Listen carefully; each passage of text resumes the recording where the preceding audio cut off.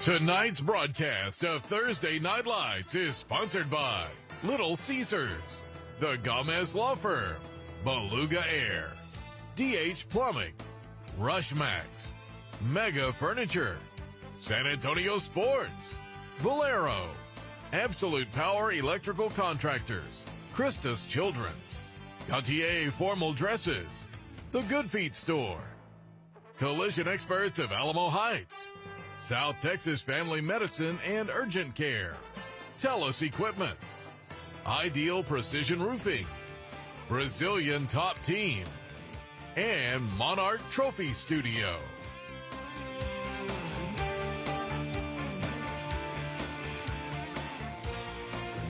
Welcome back to Linhoff Stadium. It's the Judson Rockets and the Steele Knights tonight in the District 29 6A football game. Both teams undefeated in district play. You're looking at Mark Soto. He is a former Judson Rocket player who is now leading this program after doing a great job at San Marcos and Johnson. He's got a young football team, a big football team. We'll talk to you a little bit more about that coming up. He's got a couple of offensive linemen that are as big as NFL players now at age 15. And he's taking on his good buddy, David Sines, over at Steele High School. Both of these coaches been a part of some state championship teams. David Sines, an assistant on the Scott Linhoff team that had Malcolm Brown and Tommy Armstrong and those guys.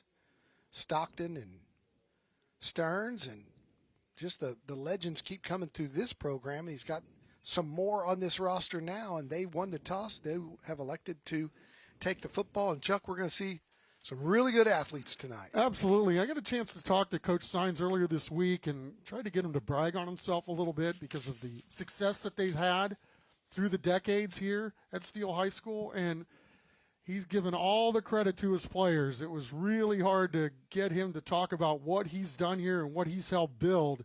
This Steele Knights program, it's not a coincidence, Don, that they keep getting all of these great players because they're not only got talented guys, right? They're talented guys all over town, but they're developing football players too, much less young men. All right, so we're closing in on our Good Feet Store. Tonight's first half kickoff, sponsored by the Good Feet Store. Not quite sure what the holdup is, but we're getting ready for kickoff. Steele, as I said, has won the toss, and we see so many times teams want to defer. They're like, give us the football. We want to a chance to have at it right away. And you see number 2 on your screen there, right underneath that Good Feet Store sign. That's Eli Johnson. He's the 4-star recruit who Chuck said, I think, somewhere around 30 offers, including all the big ones from all the major programs. If you went down the AP top 25, he's got all those. Everybody that's good wants him. You're not going to be able to hide guys that are 6'3", 200 as a junior. And then you said, what? You heard he runs a 4.4 That's on what top of it? Coach Sines said. I said, what's he run? 4.5? He said 4.4. Oh, Lord. Give me more, too. He's back there, and we are underway. Short kick taken at the 25-yard line, and still on his feet across the 30, down the sidelines. Could go the distance. Touchdown, Steele, right off the get-go. It's Liam Jones. Early fireworks, huh? That's why they wanted the football first. So we're going to see Liam at running back tonight, just a sophomore, already done an offer from UTSA. Yeah, you kind of see what Coach Traylor and his staff see right there from that underclassman.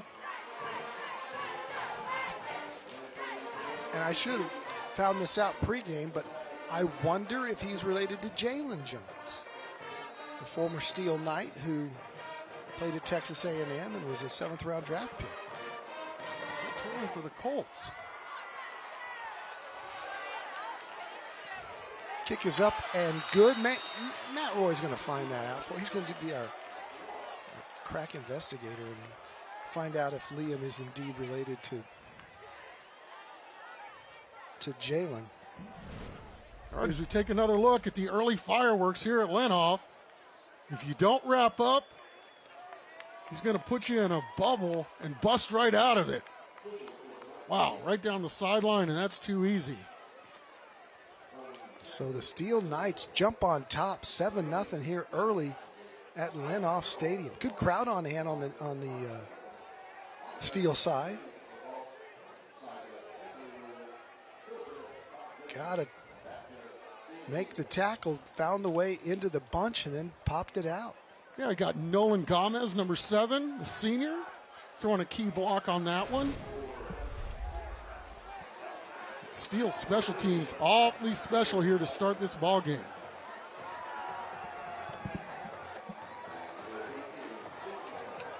So now the Knights will kick it off. Their kicker is Darian Morales. Back deep to receive for the Rockets. Marion Evans, J.J. Clay, Demario Alexis. Check that, Ralph Lara kicking.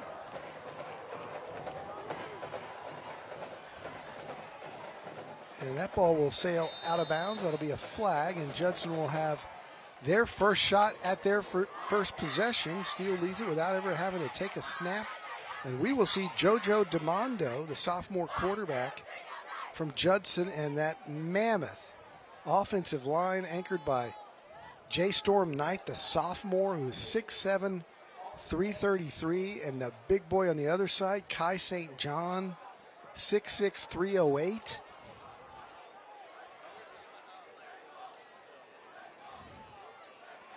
And looks like Dominic Davis is going to come in to take the first series. We saw Judson earlier this year. They're young in a lot of spots, but of course we're at the point in the season now. We played more than half the schedule, so a lot of these Judson Rockets growing up before our very eyes, but Davis comes in here with just 13 passes thrown on the season. He'll keep it on first down, go nowhere, as the Knights were all over him, including Kenyon Watkins, who's got the football. He was the first one there. Joined in there by linebacker Jared Ibarra, the senior. And they glue that up from the start. It'll be second down and 10. Well, hats off to Coach Sines, Don. When we're getting intel from him earlier this week, we wanted to talk about Hatton, right? Give him his flowers for all that he's achieved through his time here at Steele.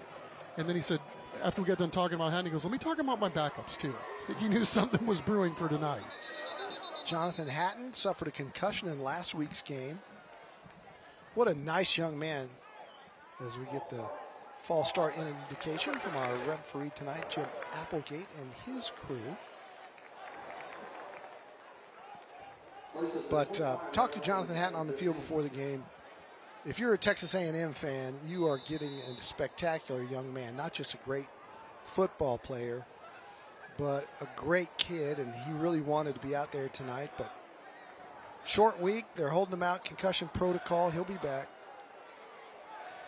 Of course, he's having another brilliant season with over 800 yards already for Hatton.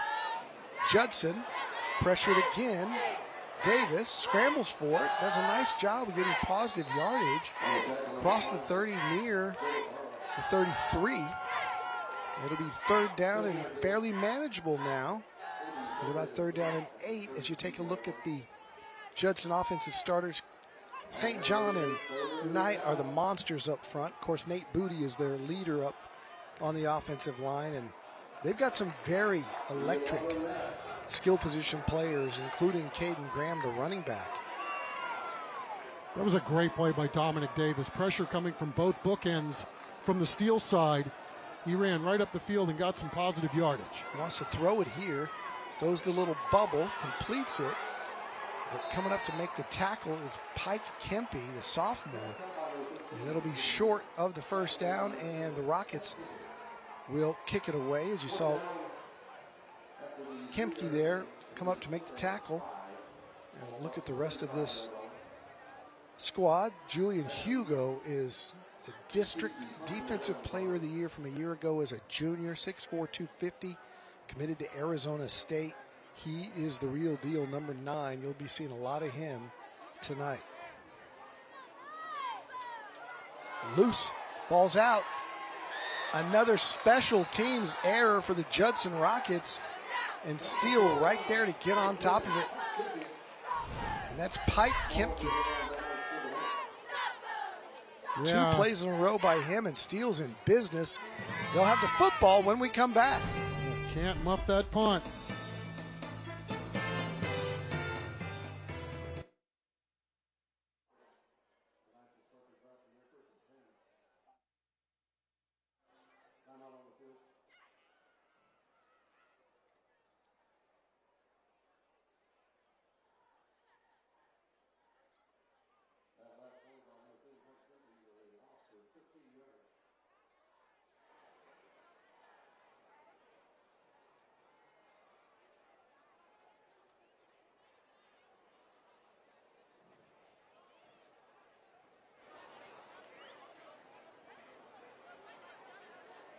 Once again, tonight's game is being streamed live on Texas Sports Connections on VOTSU.com and on the TSP Sports app available now in your app store. Calling tonight's game is Shane Hall and Davey Park. It's free, as always, on TSP Leader National. Tonight's game is also being broadcast live on CWSA. It's the 17th season of Little Caesars. Thursday night live for Little Ivy Contest. Law firm. The TNL team of Don Harris, Big Mac, and Roy are here to showcase hard work of these outside coaches. Spiritual outstanding big bands. Everyone can ground and watch on the CWSA or the live stream on CW35.com.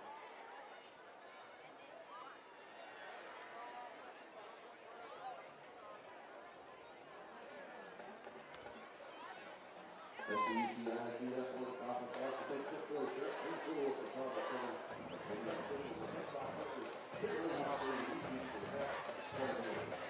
But also like to get some ticket shirts and gifts to provide me, Chris Oxford.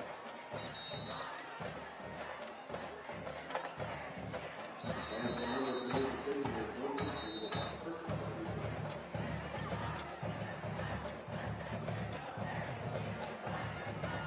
Steel Knight cheerleaders all fired up. They lead at 7-0. Special teams, they always used to say it takes all 3 phases, offense, defense, and special teams. And got a special teams kick return for a touchdown, and now a play on special teams here, given great field position.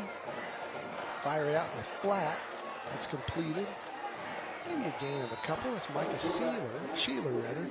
He's their leading receiver with 373 yards and 6 touchdowns on the season. DJ Green, the quarterback. DJ completes 67% of his passes. He's thrown for 800 yards and 11 touchdowns with no interceptions as they move into the absolute power red zone. We'll hand it off. Kaner making him pay. Marshall Kenner, the junior running back. He backs up Jonathan Hatton and he's like, yeah, you want some of this? Runs right over the linebacker. Well, linebacker by trade, Don, so you're going to get a little linebacker running back.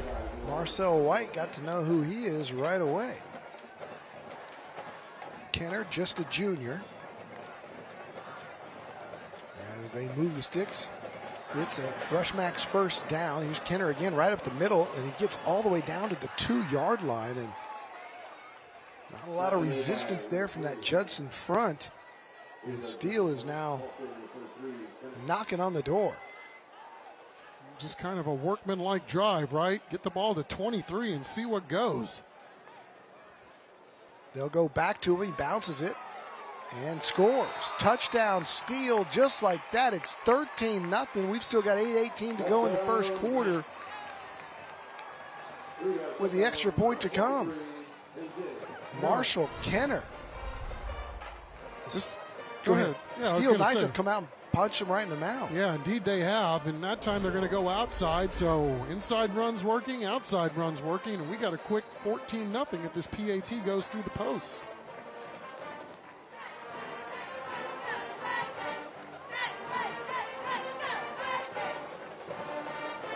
Snap is good, hold is good, kick is up and good, and the Steele Knights out big early here at home at Linhoff Stadium.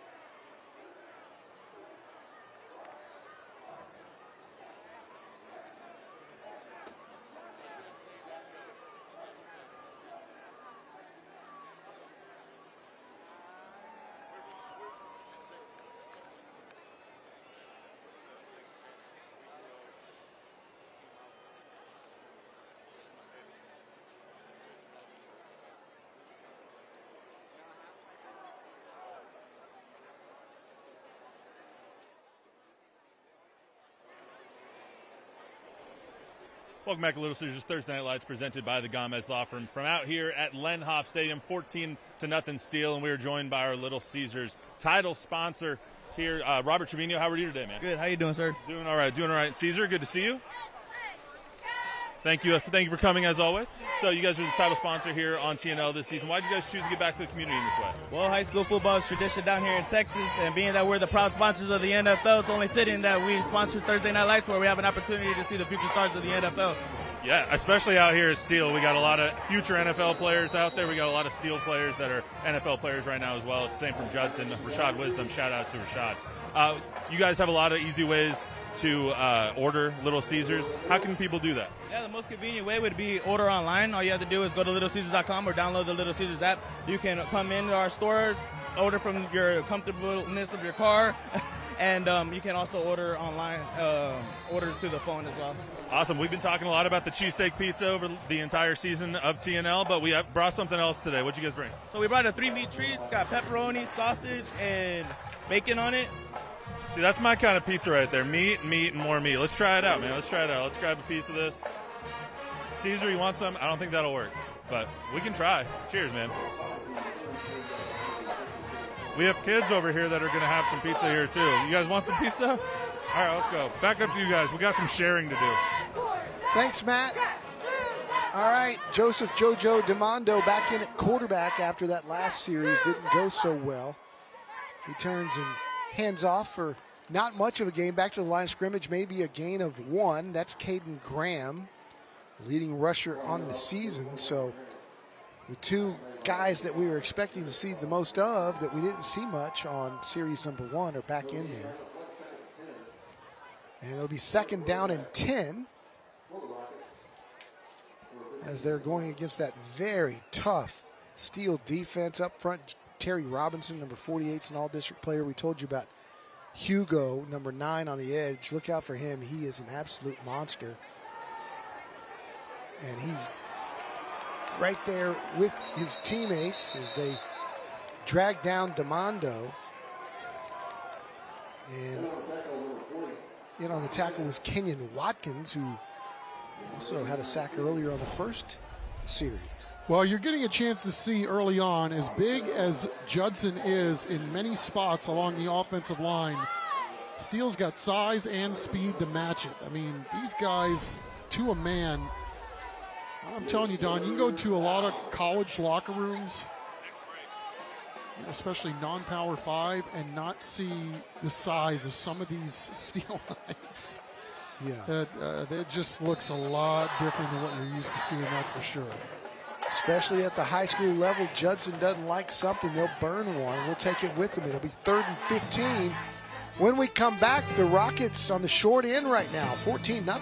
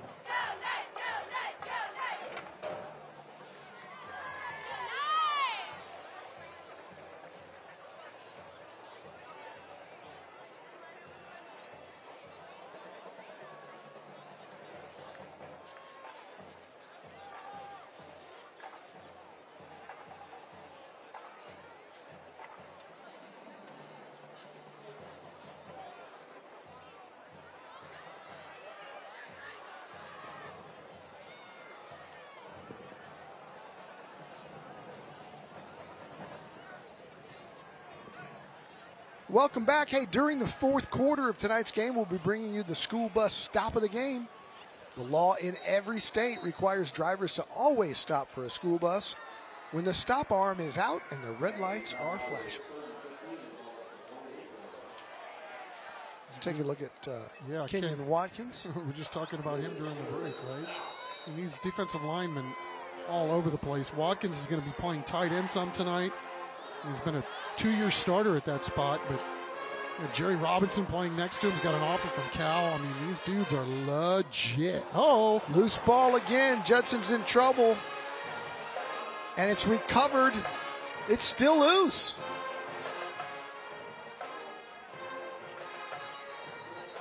They're going to sort it out. It's either going to be 4th down and 100 yards, or it's going to be Steele football. And it's going to be 4th down. Judson's going to have to be punting deep from their own end zone. Guess who? Kenyon Watkins again. First guy there. Made sure he went after the only Judson guy that would have a chance to recover that football, which was the quarterback. And once again, Steele's in business. Judson backed up deep.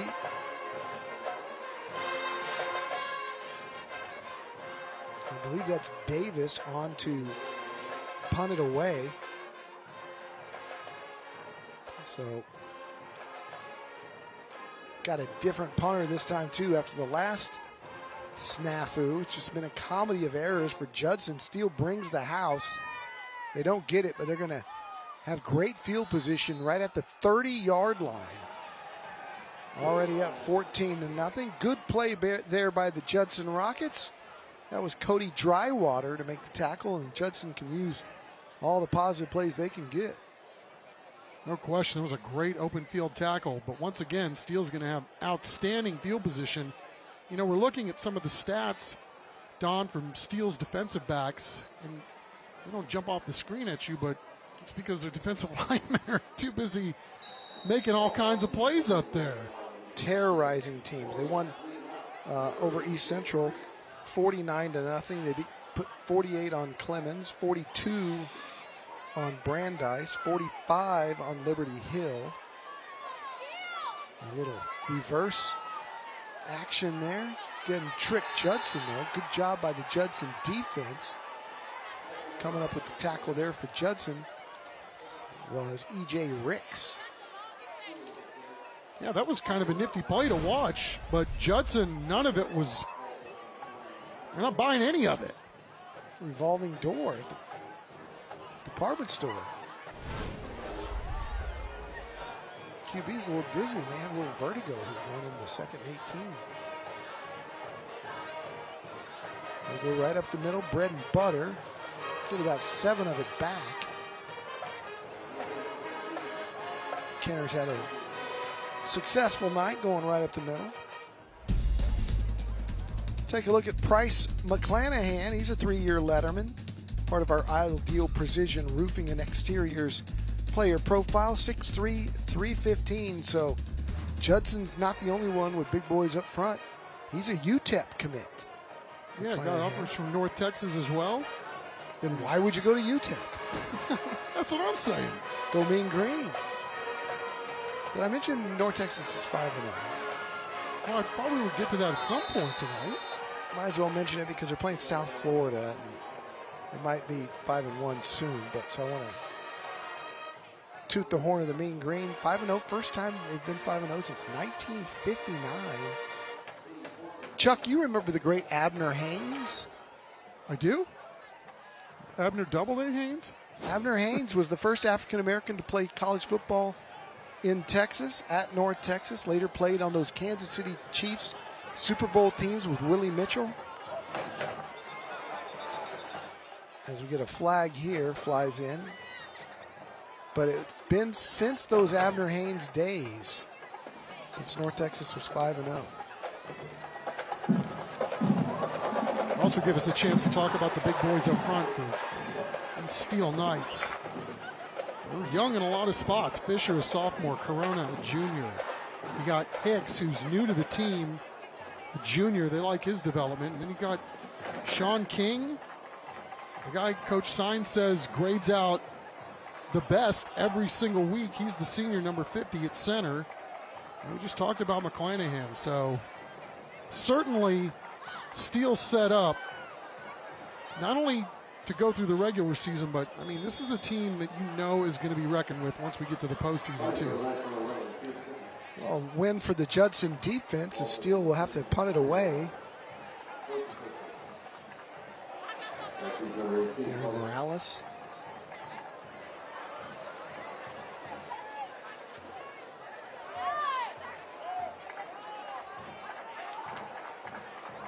It's a fake. It's a fake right up the middle. Kenner's got it. Kenner to the 25. Just short. Did not get there. Boy, that's bold. I mean, going for it on 4th and 6 is one thing, but 4th and like 13? Man, almost got it though. It's a good fake. But Judson, to their credit, makes the tackle short of the marker. Yeah, blocked up, and then Judson doing a great job of coming up to get that stop there at the end. But when you've got a guy like Kenner, I mean, this guy is really hard to tackle. It's like a human bowling ball with moves. Zach Radufalo going a long way to make that play. We'll go down to Matt Roy on the sidelines. Matt. Hey guys, joined by our presenting sponsor, the Gamez Law Firm, Michael Aguilar over there. How are you today, man? I'm good. How's it going? Doing great. Here, can't imagine a better way to spend a Thursday than at Lenhoff Stadium. So, Michael, you guys do a lot with personal injury over there, obviously. What can people expect when filing a personal injury claim over at Gamez, and what should people know about the insurance companies? Well, I mean, the biggest thing we want people to know is that they're there to maximize profit and minimize your claim. And so we want you to find a lawyer. That's where we come in, and we're there to see you through the entire claim process. How can you guys help people with their injury claims? What does your service look like? Yeah, I mean, we're a full service. I mean, the reality is we can help you from the beginning with your vehicle all the way through the injury claim. And if we can't get your case settled, that's where people like me, I'm a litigation attorney, we come in, we file a lawsuit, and we'll see you through to the end of the process. And what makes Gamez different? I know you guys have been part of the community for over 50 years with Mr. Gamez playing high school football here locally as well. What does Gamez Law represent here in our community? I mean, a big reason why I joined the firm is because they are homegrown. I mean, and I'm married to a person who is here, homegrown from San Antonio. We care about the community, and we want to give back to the community. We care about our clients, and I think that's what sets us apart from everybody else that's out here on these billboards and commercials. Awesome. Well, Michael, thank you so much for being here. Don, Chuck, we'll see if Judson can convert this third down, guys. All right, thanks, Matt. It's 3rd and long. Back to pass and rolling right, and going to just be forced out of bounds is Davis, as they're playing maybe they're going to alternate quarterbacks series by series tonight. They're making the play-by-play guy work hard tonight. Well, once that play broke down, Don, you know, the receiver's got to help out the quarterback a little bit. He did his part. He's trying to extend the play, and they had a guy downfield that, you know, you got to start working. The play gets extended like that. Go try to find some open green and help your guy out. So it appears that Steele will again be in very good field position after this punt. I'm going to tell everybody to get away from it. It's a short kick that gets a good Judson roll, though, across the 35. And there's a flag down way back by the punter. We may have running in or roughing.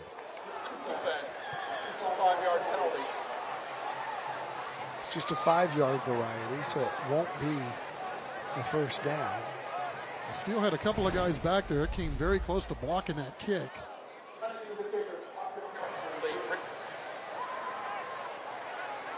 Pike Kempy got a piece of the punter there.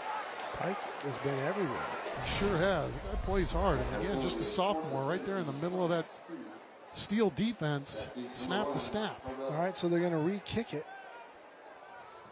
Give them the 5 yards, and then it's now 4th and 10.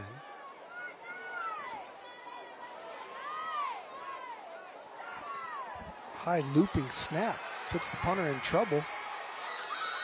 I think the fair catch right at the 44-yard line, and we're back in 15 seconds.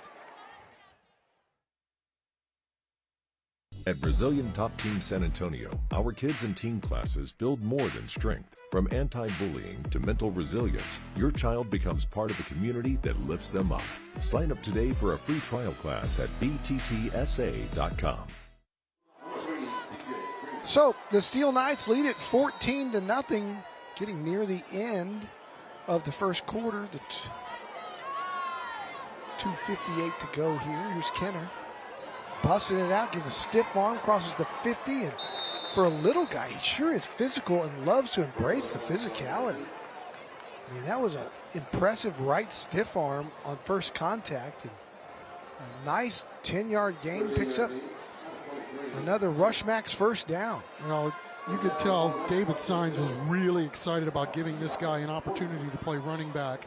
Again, he plays linebacker too, but his quote on what kind of guy he has out there on the football field, he's a football playing dude. Speaking of football playing dudes, that was a heck of a play there by 38. I know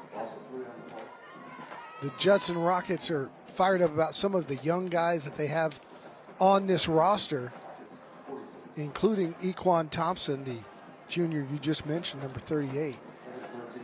Game time weather from Beluga Air tonight, 86. Nice, easy wind. Kenner looking for more room. He's going to break it.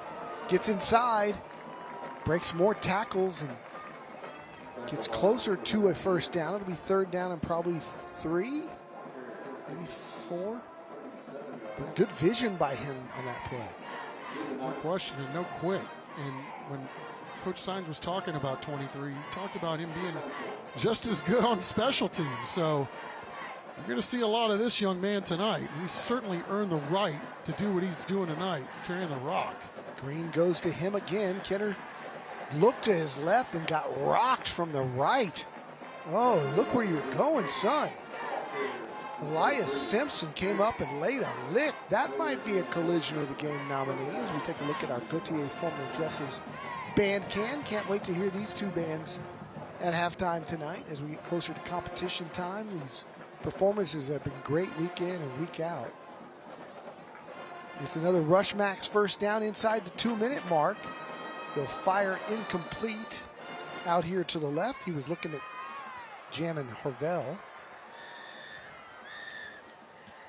Yeah, Judson doing an outstanding job that time.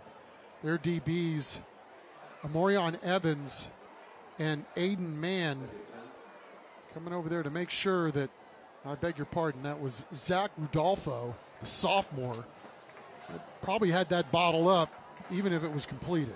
2nd and 10. DJ's just a junior.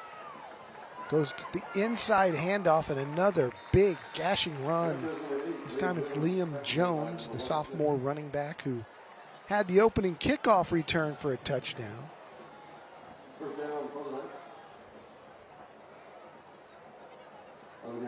Liam's just a sophomore, and as you said, already has a UTSA offer as they've moved into the absolute power red zone. Another Rushmax first down for DJ Green and company. Is Jones again, following his blockers. Good for 4-5.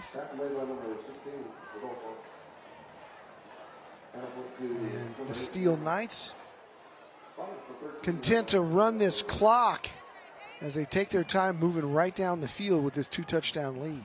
So we're getting a chance to look at Steele's 2 and 3 running backs tonight. I mean, it just goes to show you, Don, what Hatton has meant to this program since his sophomore year and how good that guy is. Obviously, you don't trick your way onto the campus of Texas A&M. No, he had committed to Oklahoma as a sophomore, changed his pick to OU, as on the loose to the end zone, touchdown. It's Harville. And he just could not be tackled. Got to the outside, broke a couple of tackles, and went down for the score. Yeah, Harville is a guy who does a little bit of everything for these Steele Knights. They'll have him outside, but he's mostly their slot guy, but he'll tote the rock from time to time, and oh, what a player this guy is, too, having a season.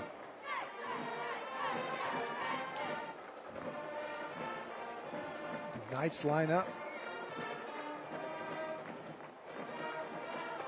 They'll boot it out, and it is incomplete, so the 2-point conversion no good, and they stay leading at 20-0. There, we take another look. It's a really good little play fake there. As you look left, throw it back right, but, oh, I beg your pardon, this is the touchdown. A lot of good feet of number 1 getting into the end zone. Very efficient by DJ Green on that drive. The Steele Knights have found another quality running back in Marshall M.J. Kenner. They knew they had one, and Emmy came into the game. He had 17 carries for 159 yards. But as you said, getting a chance tonight to shine with the all-everything running back Jonathan Hatton out with a concussion. Hatton, by the way, was an all-state honorable mention player last year. He's a 4-year starter. Can you imagine being a freshman and getting onto the field at a place like Steele? I mean, I remember we were doing some of those games early on in his career, and that, right, you think of what you have to do to get on the field. It reminds me of Justin Stockton back in the day, right? Yeah. This guy can get on the field when Malcolm Brown's on the field. This guy's just a freshman, but you got to have multiple dudes at that spot as we take a look at Hatton and some of the career highlights of this guy. And they were saying, hey, watch this tape last week. This guy was out there pass protecting and doing a great job. He takes pride in that. And above it all, Don, we're talking about Jonathan Hatton, the human being. I mean, one of the hardest working guys on the team. Yes, sir, no, sir. And just, a leader on top of being a really great player. I mean, that's kind of been the MO with these Steele Knights over the years. They've got quality players, no doubt, but the humans are just as special. Yeah, 100%. Good parents, head on straight. I asked him about why he switched his commit from Oklahoma to Texas A&M. Wouldn't say a negative thing at all about the Sooners, and talked about how appreciative he was and how much he loved kind of being a Sooner for 2 years as a commit, but just felt like A&M was the place for him with as much as they've been running the football, and he can come in there, after Le'Veon Moss and be the guy, he thinks. And so he's excited about it as Judson airs it out. It's incomplete. Thought maybe they had completed that one, but just couldn't hold on to it. Well, a great play design by these Rockets. I mean, you talk about guys with speed, and Jamori Bowens, the sophomore receiver, big number 88, split the DBs and almost had a huge home run ball for these Rockets to end the frame. It's been all Steele. It's 20-0, second quarter action straight ahead here on the CWSA.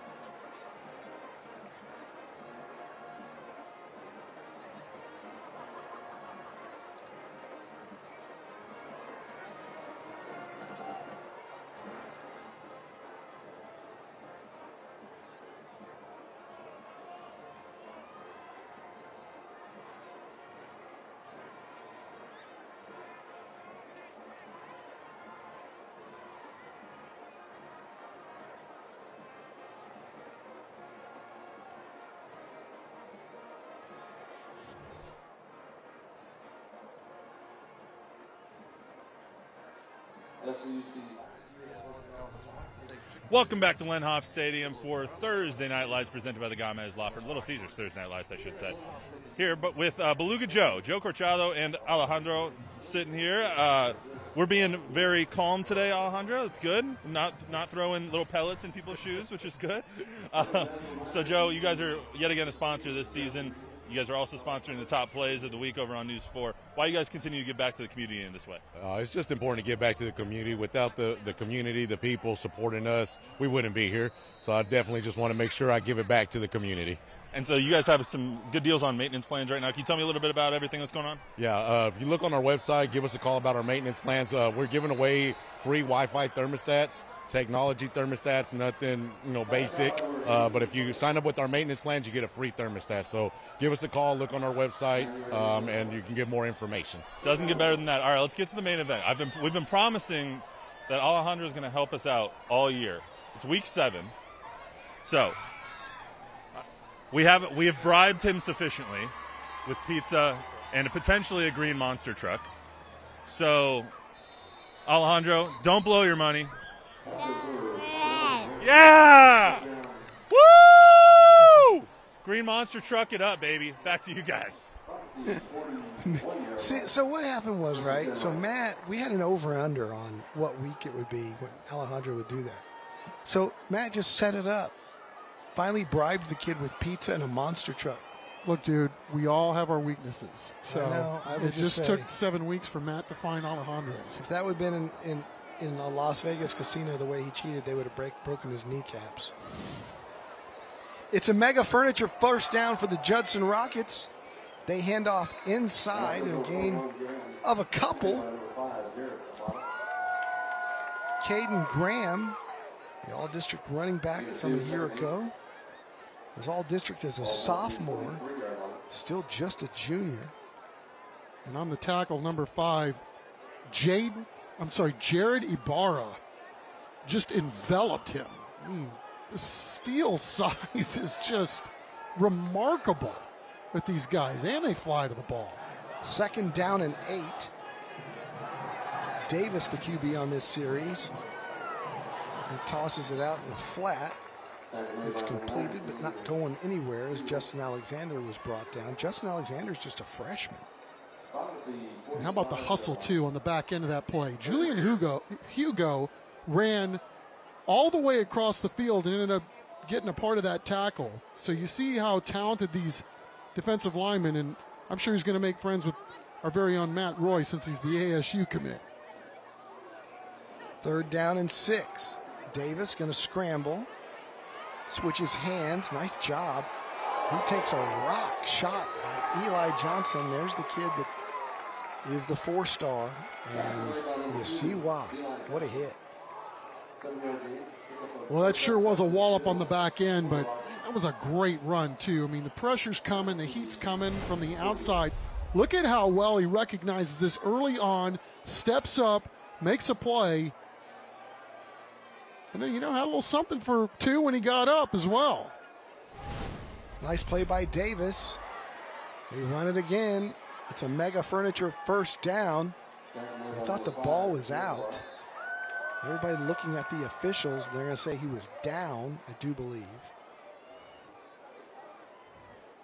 You start to see the physicality in this football game start to ramp up. We talked about the importance of this ball game for both teams, right? A combined 3-0 and 29-6A coming into it. Judson's got to have this game. They got to get something going here on this drive here on 2nd and 5. Saw a close-up shot of Hugo, 6'4", 250, number 9. Davis keeps, tries to get outside. Nice little stiff arm, and Davis is inspiring that Judson team with his physicality and toughness on this drive. Amen to that. I mean, a little something for everybody when he's getting up. And I just like the way he's playing with his moxie right here. And you can't help but fuel up when you see a guy playing as hard as he is right now. Yeah, I'd run it back to him. I'd run another quarterback draw right here. This guy wants to play. Hands off inside, and that'll pick up the Mega Furniture first down. That's the freshman, Justin Alexander, coming into tonight. Only 3 carries for 9 yards, but he's getting some work here tonight, and I think Coach Soto might be just looking for somebody who wants to play, right? Somebody who wants to make a play and play inspired football, so he's trying some different guys out, and Justin Alexander showing he's up for the challenge too. He picks up a Mega Furniture first down. But yeah, real impressed with Dominic Davis on this drive.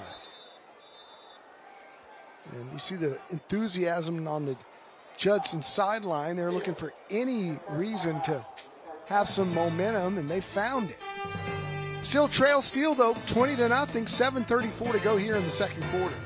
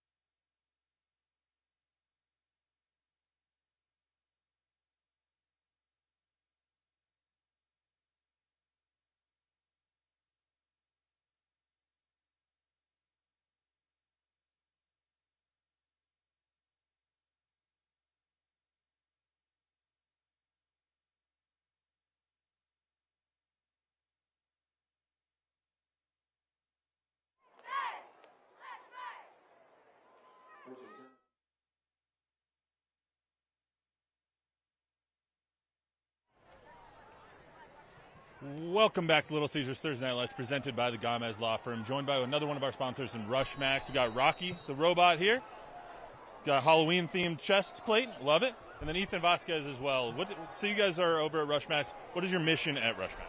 So our mission at Rushmax is we aim to, separate families from, their busy lives, their busy outside world, and help bring them and help make special moments. What do you guys have to offer? What kind of parties do you host in events? So we do host birthday parties, corporate events, and stuff like that. But because it is the Halloween season, on October 26th from 4 to 7, we do have a trunk or treat happening. So feel free to swing by again from 4 to 7, October 26th. Awesome. You guys got go-karts and all that stuff. Can you tell us a little bit about what you guys offer? Yeah, so we have our go-karts, we have our laser tag, we have our 80-game arcade. We also got a new dance game in there, so come check that out. We got a bar, concession stand for the adults, all kinds of stuff. Come swing by. Speaking of dance games, Rocky, do you compete in the dance games? Or can you show us a few of your moves here? Oh, Judson in the end zone. Let's dance on over to Don and Chuck to give us a recap of what just happened. Thanks, guys. Hayden Mann with the touchdown, and You know, Judson's capitalizing on that momentum we talked about during that drive. Hats off to the Rockets for finishing the drive. Yeah, Dominic Davis, the quarterback, also doubles as a running back. You know, he's had some opportunities to throw it, but I think he likes contact. And here's just a good old-fashioned trickeration, as you like to call it, Don Harris. 87 getting the ball up top, and that's a touchdown. Good call. 87 not on our roster. But there's been a few of those this week as Judson, I think, is trying a lot of new guys out, maybe up from the JV. Yeah, to your point, that's Jackson Barlow on the alternative roster, the sophomore tight end, throwing a home run ball tonight. Well done, young dude. Judson's on the board. It's all Steele here in the second quarter.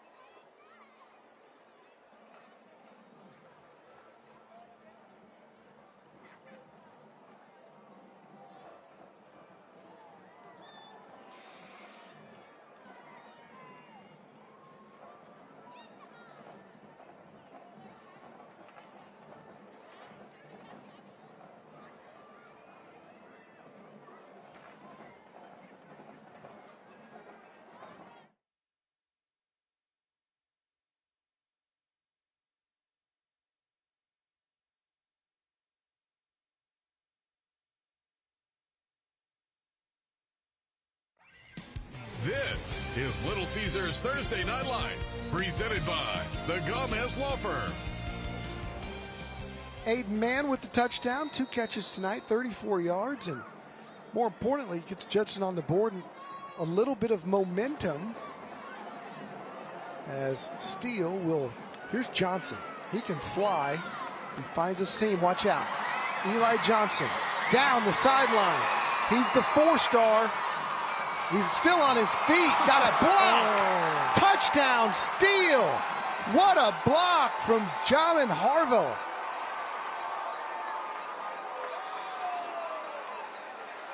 Well, sometimes seeing is believing. Touchdown, Knights. Not that we were ever doubting too, but man, 96-yard. what a spectacular looking athlete here. See his stride, his strength. Yeah, watch how he gets these knees up too as he's busting through these tackles. He might have stepped out of bounds. No way, there's a flag. I mean, honestly. Was it on that block? We'll listen.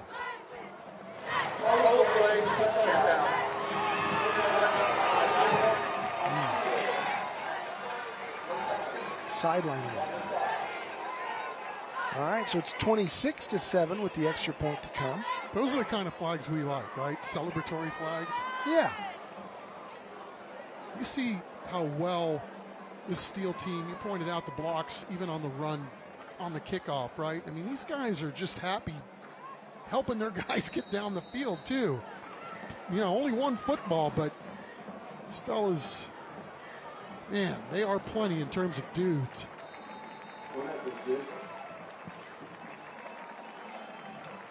Yeah, he's going to have to buy him a soda pop for that block.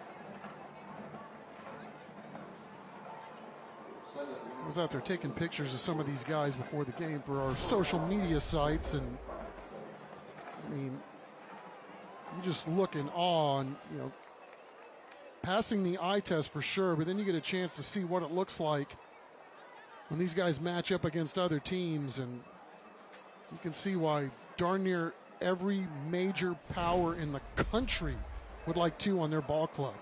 He's still got another year of high school. I'm telling you, man, his physique, his quads, thighs, his length, 6'3", 200, 4'4". I mean, these recruiters don't miss on guys like that, right? So you go to these camps, you run 4'4", and they look and see and measure you and look at 6'3", 200, and you're 16 years old. They can coach you on the rest. You got that right. They can teach you the rest. But you can't teach 6'3", 200, 4'4". And that's the third line of defense. You know, normally at a high school like that, a guy like that's playing wide receiver. We got the wide receiver covered, man. You just go back there and make sure nobody scores on the back end. He can play on whatever he wants. Judson will have the opportunity to try to match. They mishandled the kickoff, but now it leads to this. Equally Nice spectacular, right? Yeah, great play getting across the 25 by the Judson Rockets. That's Braylon Mayers. Judson continues to play a lot of guys that maybe haven't seen a lot of time this year. You know, on a play like that, you know, looks like it's going to be a disaster, and that's off to 17 for basically making lemonade out of lemons.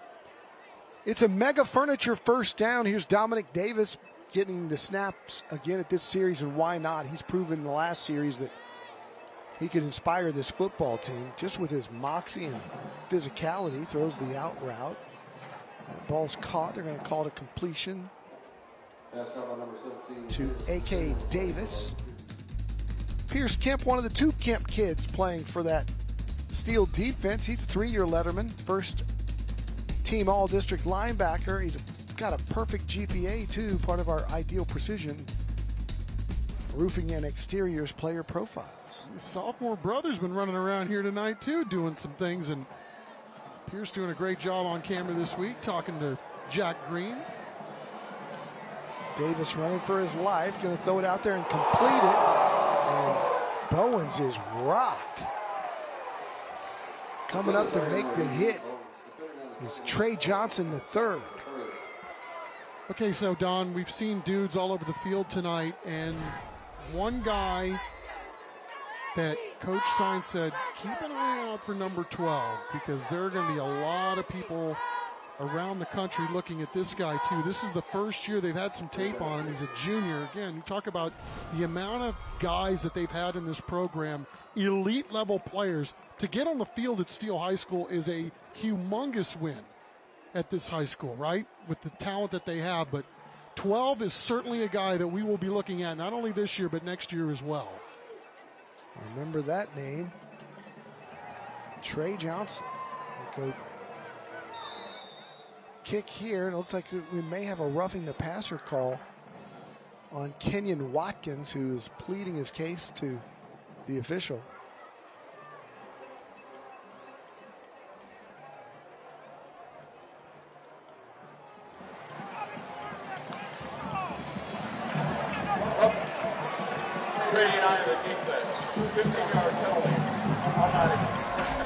So to that point, Kenyon Watkins, he's been a starter for Steele since he was a sophomore, and I think he'd like to have that one back for sure. Yeah, don't know what he was pleading. Pretty guilty there. 27-7 our score. Mega Furniture first down here for the Rockets. Davis called quarterback draw. When in doubt, give it to him because he's playing inspired ball. But Kempke there to bring him down. Yeah, Kempe had some help. Really good play, good read on his part. Come up from his safety position and really stop that play almost dead cold. Dominic Davis, 60 yards on the night. And again, he's bit on the year on one of the few guys who has really played inspired football for Judson, gave them a spark on that last drive. Fires out to the flat. That ball's picked off. It's going the other way. It's a pick six for the Steele Knights. Off the deflection, it's Kalu Benjamin. We talk about all these guys that Steele has, right? Check that, Leandre Williams. Yeah, Leandre Williams coming out there making a play, and his dudes on top of dudes. Straight drop back for Judson. They throw it, ball's tipped. Leandre playing center field and almost got caught celebrating too soon, but all he saw was green pasture ahead of him once that ball was tipped. Tough to stop a guy with some wheels. The extra point is up and true, and Steele now leads it 34-7. Leandre Williams, and you know what? Hats off to that officiating crew. They showed some restraint and didn't flag him for giving the touchdown signal too early. I hate that call. As long as it's not egregious, I don't have a problem with it. Just too many times we see them penalized for just putting out a hand or a finger in the air or something like that.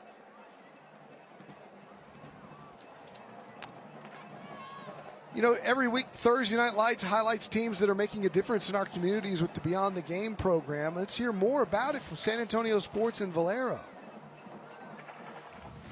Beyond the Game is an initiative that works with all area school districts to encourage high school and middle school teams and individuals to make a difference within their student population and serve our community. We know that students who participate in team sports are setting the foundation for their future in the workplace by learning teamwork, unselfishness, and respect.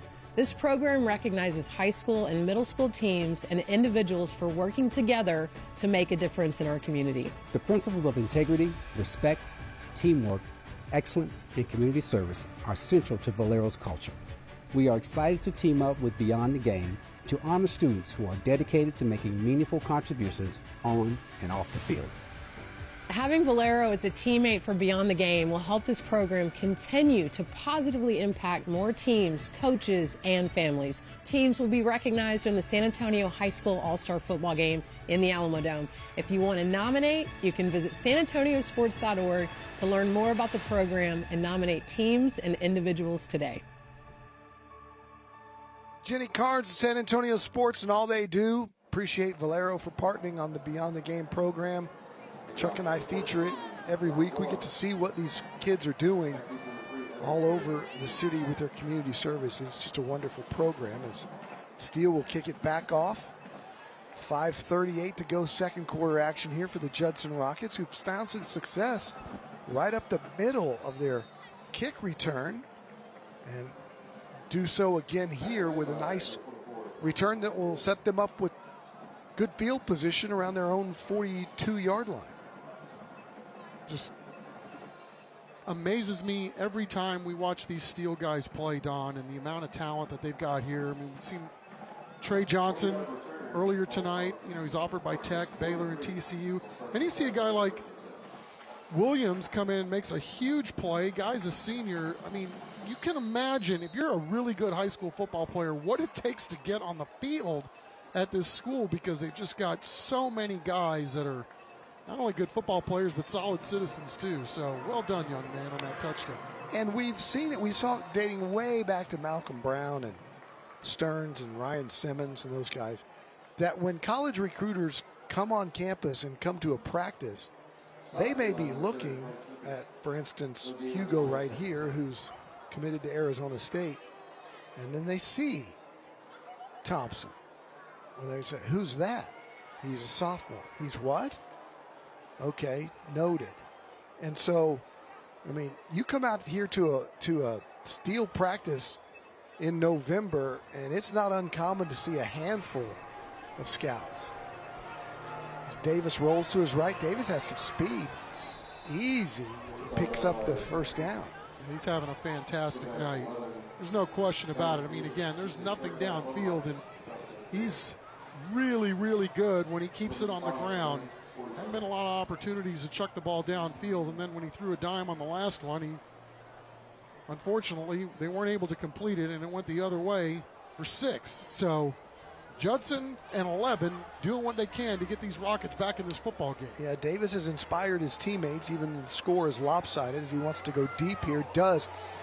3 guys down there, 2 of them were Steele Knights, and he overshot them all as he was looking for the man who's got the touchdown, Aiden Man.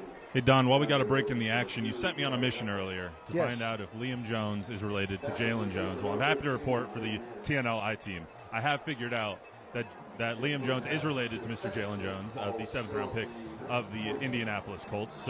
And he's on a mission to be better than his brother. So he's hoping 6th round or better whenever he makes it to the NFL, as Steele always does, is produce NFL prospects. All right, so we got to the bottom of it. It is Jalen Jones, his little brother. Aggie fans remember Jalen Jones. He got a great career at Texas A&M. Yeah, and still comes back to town, works out here. And, I was thinking when you said that, it's like, no, the guy on the field's got better hair than Jalen Jones. But I forgot when Jalen was in high school, he had really long hair, and he had gray hair in A&M, and then he cut his hair because he needed a good 40 time when he was trying out for the NFL and going through his pro day stuff. So, yeah, Jalen, real deal, man. I know he got a little nicked up early on in the year, but remember last year he was the AFC Player of the Week 1 week for his 2 interception performance. Well, whatever he was running, I remember like it was 4.2 type stuff. It was crazy speed. Speaking of speed, the Rockets are moving down the field. They have found a little spark here with Justin Alexander, who, like Dominic Davis, has come in without a lot of expectations. They were looking at Caden Graham and L.J. Shipman and others, and this freshman now has given them a spark.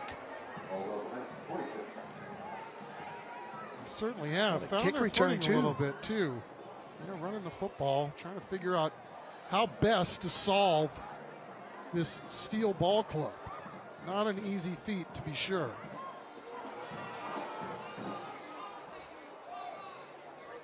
It's 1st down and 10, a Mega Furniture 1st down, as they now have it on the 26-yard line. And whistles blow. I believe we're going to have a timeout. We'll keep it right here. 34-7, our score. Haven't really talked a lot about Julian Hugo for Steele, but I know Matt Roy will want to because he's committed to Arizona State. 43 tackles, 4 tackles for loss, 3.5 sacks, and the Defensive Player of the Year in this district last year as a junior, 6'4", 250, and already was an all-state performer last year. He is, as the seniors go, right up there with Hatton on the recruiting blue chip lists, and he and his teammates doing it again tonight. Don, it's really funny. When Arizona State went to the Big 12, they were really happy that they'd start to have a bigger foothold in Texas. As you're playing Baylor, you're playing the Texas Techs of the world. They played Texas State the last couple of years, and every time they come out here, Kenny Dillingham, the coach over at Arizona State, makes his recruiting trips, whether it's down here to Steele, whether it's all around the Texas area. And so how committed he is to Texas as we see Judson make a play for a touchdown here. Man, and what a play it is. J.J. Clay, a sophomore, just turned on the afterburners. What a burst by that young man to get down there to get into the end zone. And I think Judson's really onto something, Don. Every time Matt Roy talks, Judson scores. Oh, what a remarkable play that was, right? To get the ball downfield and then shortly thereafter get a punch as Steele finding some life here late in the second quarter. J.J. Clay was not going to be denied. That thing opened up and he just determined, I'm getting to that cone, and he did. We'll take another look at it here in a second. But man, J.J. Clay, again, just a sophomore to go with Alexander, the freshman. Here it is here. Watch his determination to get to this cone. Stiff arm and dive. Yeah, 2 elite level moves before he got that ball upfield, and then throw in the stiff arm to boot. Fantastic individual play by J.J. Clay. So you know, if you're a Judson fan, you could be a little discouraged. It's 34-14 against your one of your big rivals. But you got to think, Dominic Davis is a junior. He's coming back. Justin Alexander, the freshman running back who sparked him on that drive, he's coming back. He's just a freshman. J.J. Clark is a sophomore. The big guy up front that goes 350 pounds, J. Storm Knight, is just a sophomore, 15-year-old. Chad Wagner, the left guard who's 6'3", 304 already, is just a sophomore. Brandon Rocha, the right guard's just a junior.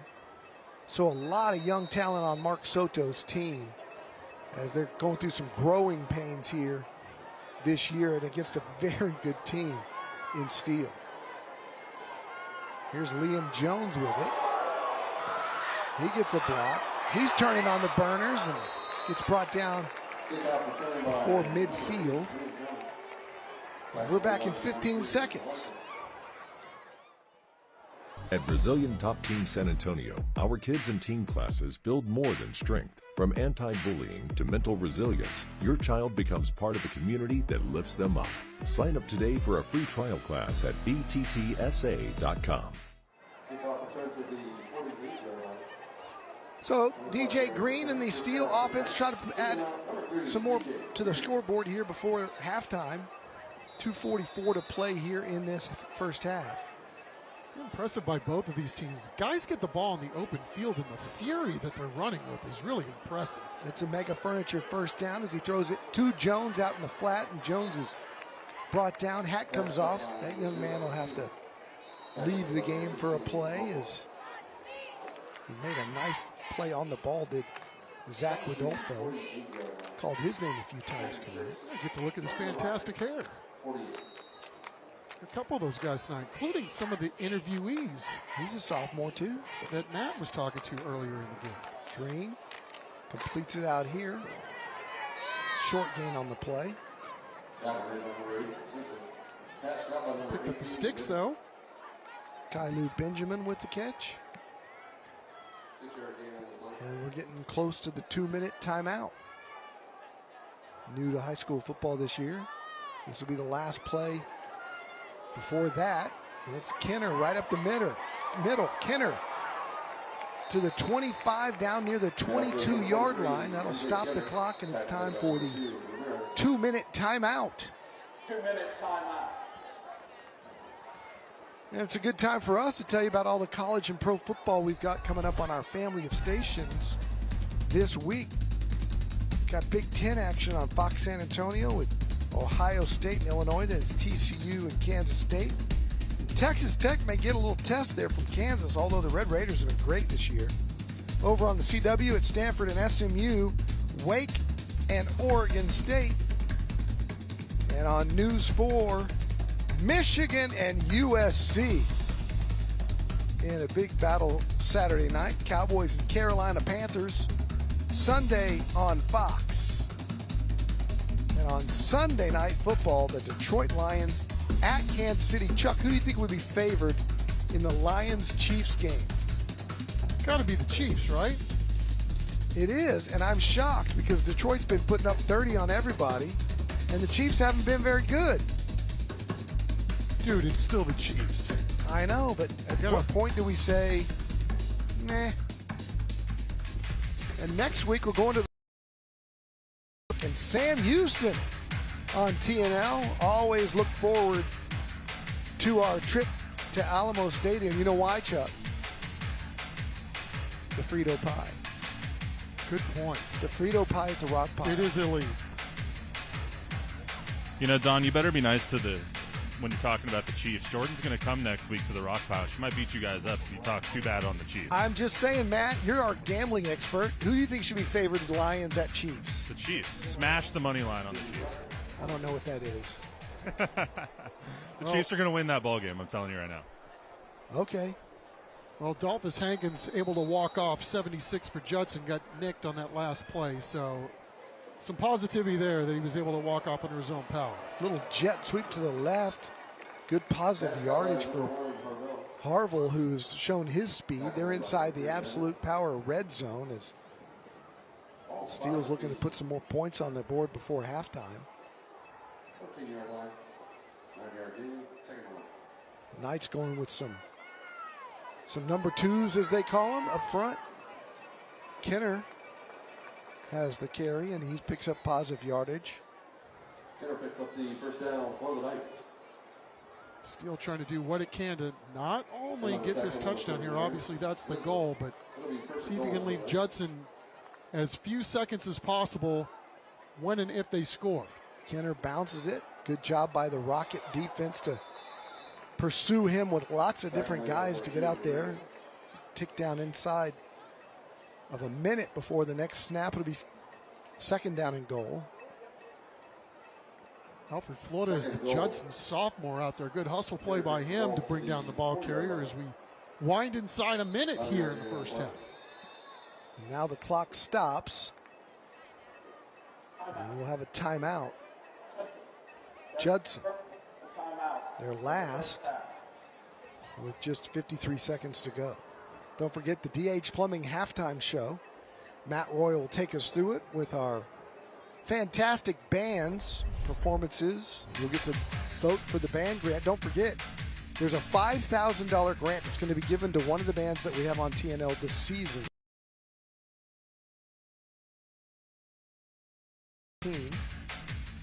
And vote for the band that you like the most, and the band that gets the most votes all season will walk away with the $5,000 band grant, courtesy of Christus Children's. David Chancellor will also bring one of my favorite things we do every week, the scholar athlete, always in awe. We talk about great athletes on the field, and sometimes it's the guy who runs 4.4 and is being recruited by Alabama or whoever.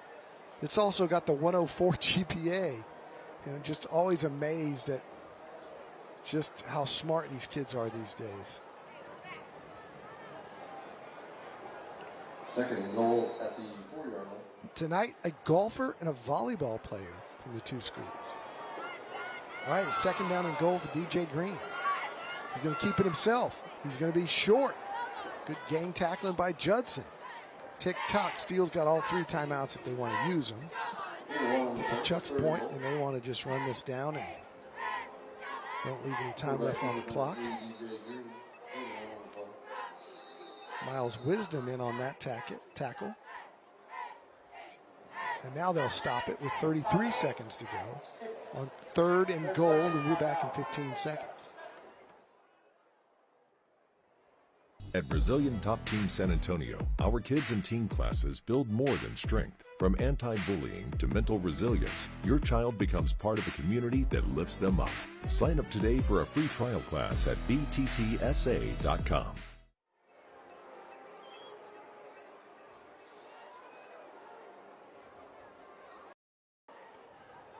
Steele Knights ranked number 6, I believe, this week in the TNL Top 10. We've got some great ones around town. Harlan, ever since they beat Brennan, has moved into the top spot. They're 5-0, perfect, along with Johnson and New Braunfels. Southwest is still undefeated, along with Clark down there at 7-8. Bernie and Alamo Heights rounding out the top 10, and look out for Smithson Valley. Yeah, look out for Southwest. All they do is win, right? Every week it's just da-da, da-da, da-da. Yep. Smithson Valley always seems to start off at like number 8. And then they win the state championship. Yeah, last team standing, right? It's just the way they do it out there. Something tells me these guys might be 2 here, the guys, the men in black. Third and goal. Woo, good play, Judson. Close to the end zone, but it's not close enough as Yedidia Aaron in there to make the tackle. Good tackle by 65. As Jones tried to punch it in, and now there's fourth and goal. It'll be all or nothing here, as they'll snap it with under 5 seconds left. And Kenner walks in for the touchdown with just a second left on the clock. 1-yard run. And the young backup running back to Jonathan Hatton has had his game. You talk about game management, clock management, all that. I mean, you honestly could not have done it any better than the Steele Knights did there to end this first half. Marshall Kenner, the junior, with the touchdown, as Steele will try to make it 41-14. going into the locker room.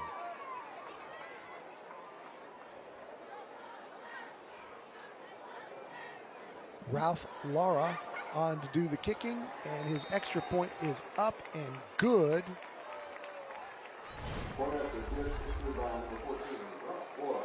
I thought we may have had a second left on the clock,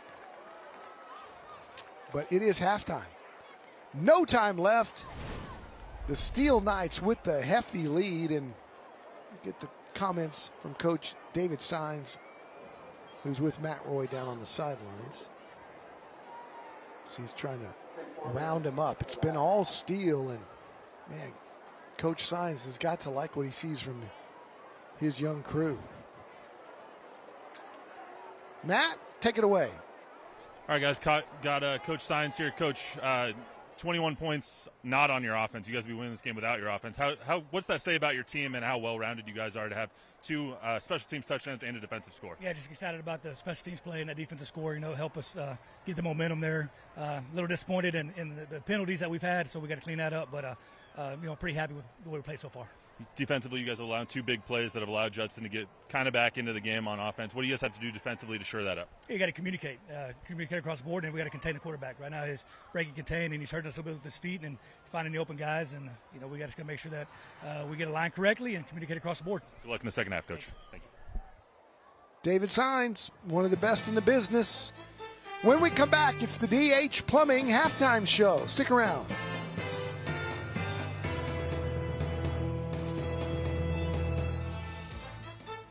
Tonight's broadcast of Thursday Night Lights is sponsored by Little Caesars, the Gomez Law Firm, Beluga Air, DH Plumbing, Rushmax, Mega Furniture, San Antonio Sports, Valero, Absolute Power Electrical Contractors, Christus Children's, Gautier Formal Dresses, The Good Feet Store, Collision Experts of Alamo Heights, South Texas Family Medicine and Urgent Care, TELUS Equipment, Ideal Precision Roofing, Brazilian Top Team, and Monarch Trophy Studio.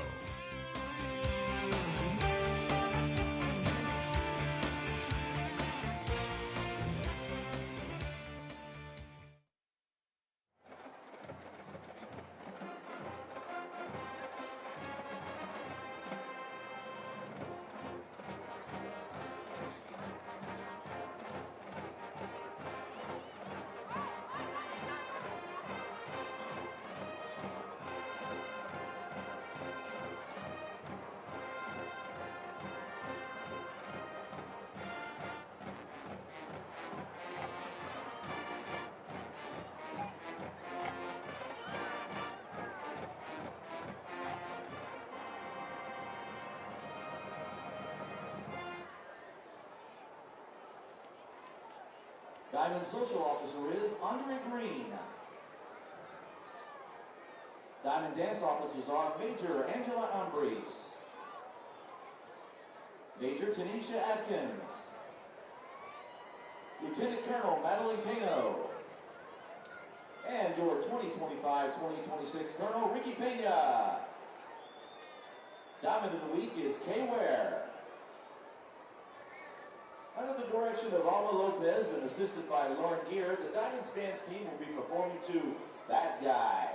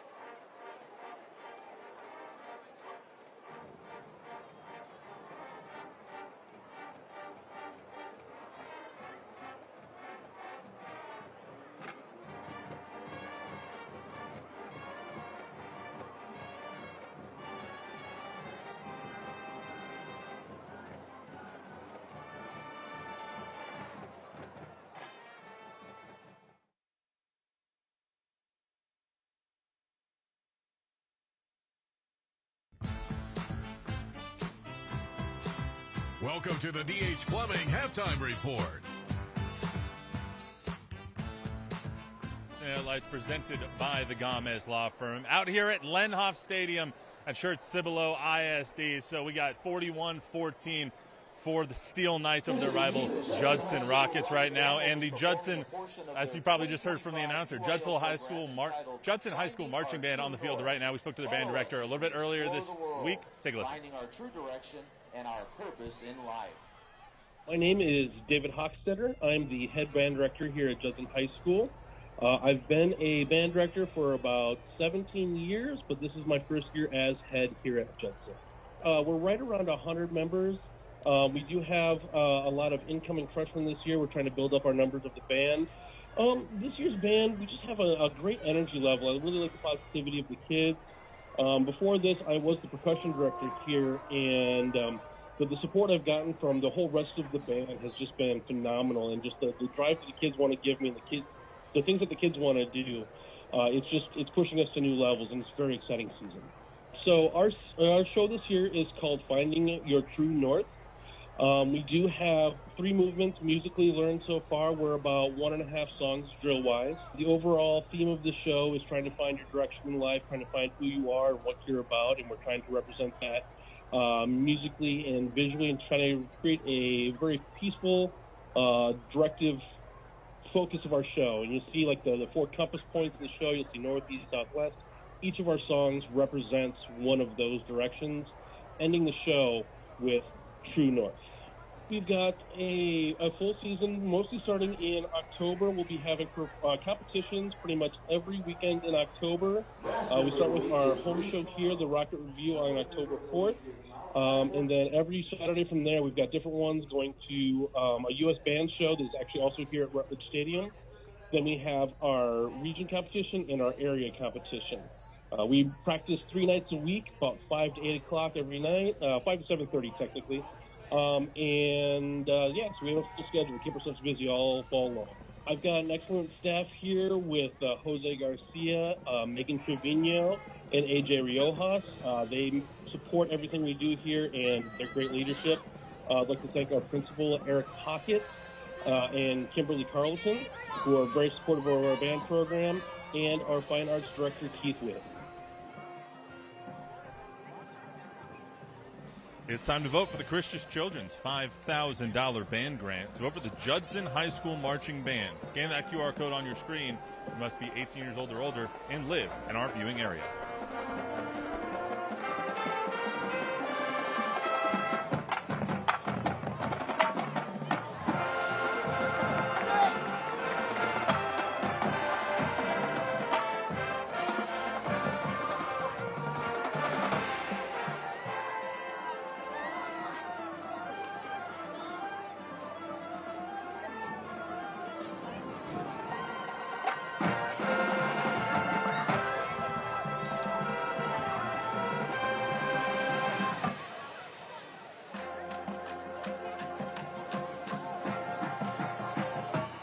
San Antonio middle and high school athletes are doing great things for our community. San Antonio Sports and Valero are shining a light on teams and individuals who model key values through their actions. This week, we salute 2 schools whose community projects demonstrate beyond the game values. The Clemens High School volleyball student athletes and coaches came together to mentor and inspire the next generation. Their camp helped to build skills, confidence, and a love for the game. Plus, the athletes had the opportunity to share their experience and leadership while helping to promote and grow volleyball within their community. The East Central High School boys basketball program exemplified what it means to lead by example. These dedicated student athletes gave up their Saturday to serve their community. They worked together to beautify the school, from tidying up the grounds to painting and cleaning inside. They showed pride and a commitment to giving back. These athletes demonstrated the beyond the game values of integrity, respect, teamwork, excellence, and community service.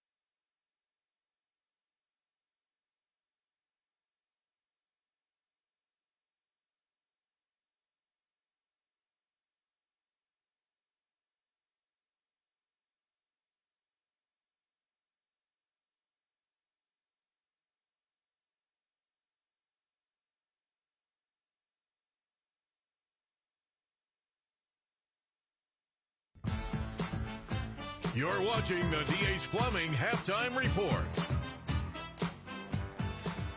Welcome back to Robert and Glenda Lendhoff Stadium out here for Little Caesars Thursday Night Lights presented by the Gomez Law Firm. It is 41-14 Steele over Judson right now at halftime, and we're going to take this time to go to our Beluga Air Scholar Athletes of the Week. At the end of the year, Beluga Air will present a $10,000 scholarship to one of the students that we feature this season on TNL. David Chancellor introduces us to this week's Scholar Athletes. Alexis McKnight is all about work, in school, in volleyball, in life. I really pride myself in being good at my sport too, and then kind of behind the scenes being really good at academics. The Judson volleyball star picked up the sport as a 7th grader and hasn't looked back. How good are you at your sport? I'd say I'm pretty good. I'm a 6th rotation outside hitter on varsity. I've been on varsity all 4 years. That says a lot at Judson, yes? Yes, it does. She worked for that, like she works for a 97 GPA. I've been a straight A student my entire life, since the beginning of school, starting school. And for me, my grades always come first.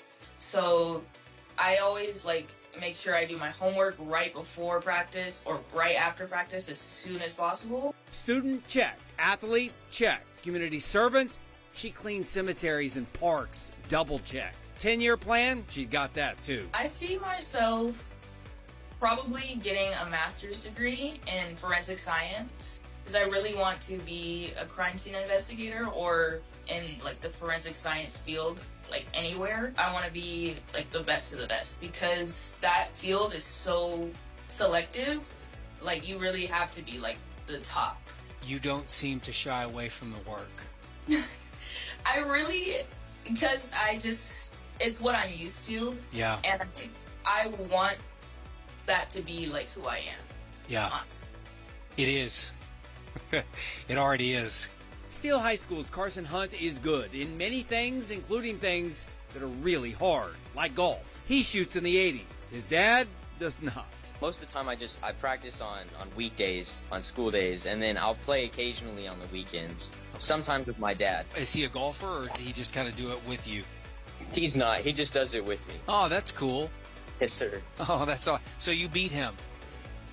Yes, sir. Yes, sir, I do.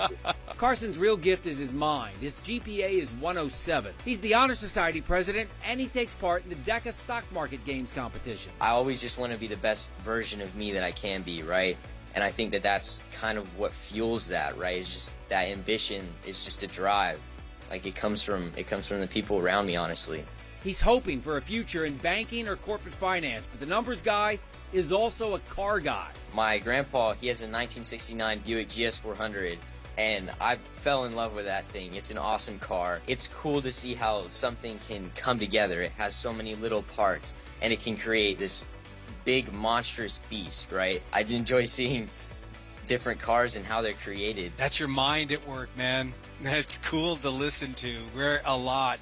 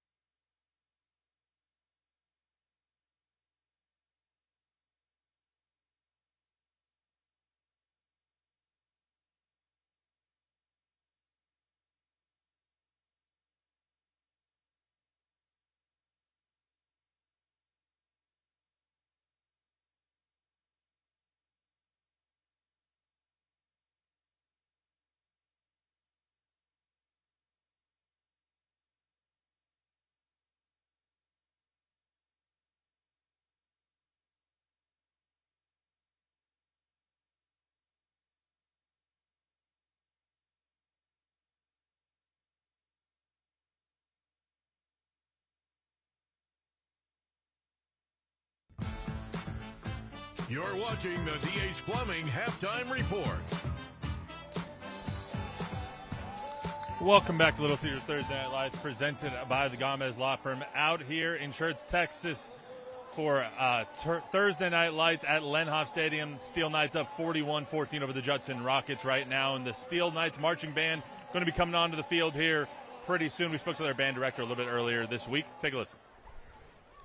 My name is Alexia Beasley. I am the director of bands at Steele High School, and this is my third year at Steele in my 7th year as a band director. This year we've got about 255 members, and that includes both our marching musicians and our color guard as well.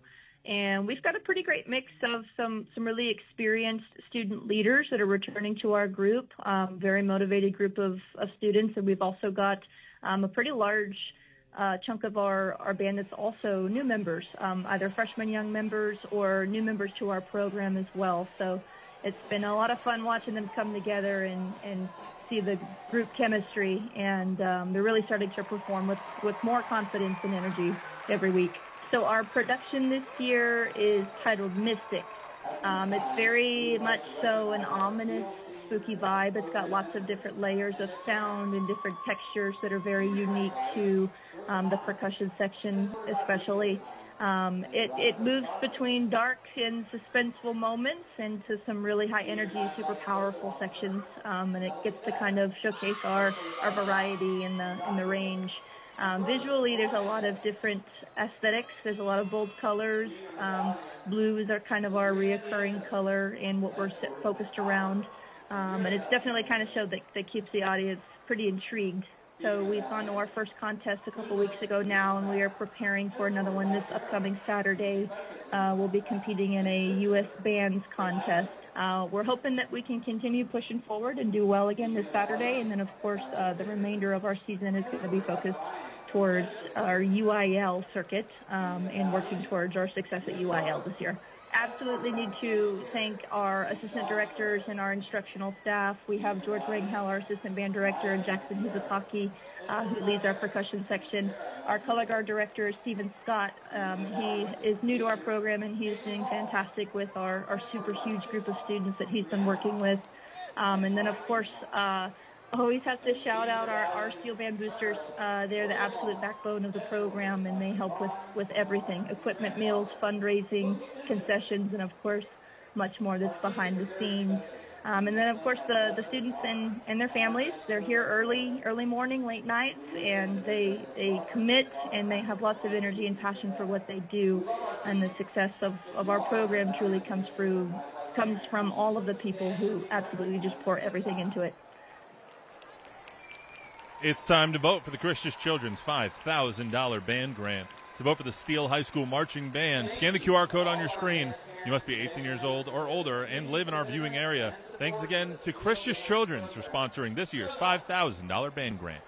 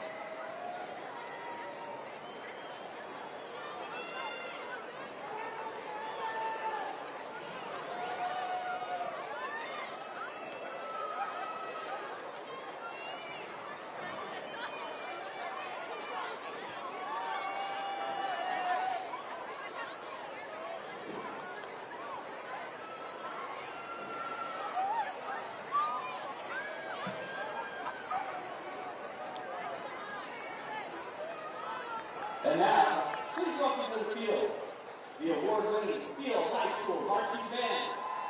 Under the direction of Walter Beasley, George Ranghel, and Jackson Hizutaki. Starting instructor, Stephen Scott. Starting sponsor, Beluga Air. The Steele Night Band is a 3-time U.S. Bands WIL Area Marching Finals. Taking the field tonight under the leadership of drum majors Kinsey Deason, Trisha Roberts, Sophia Howell, and Stacey Taylor, the band will perform a portion of the 2025 competition show, Mystic.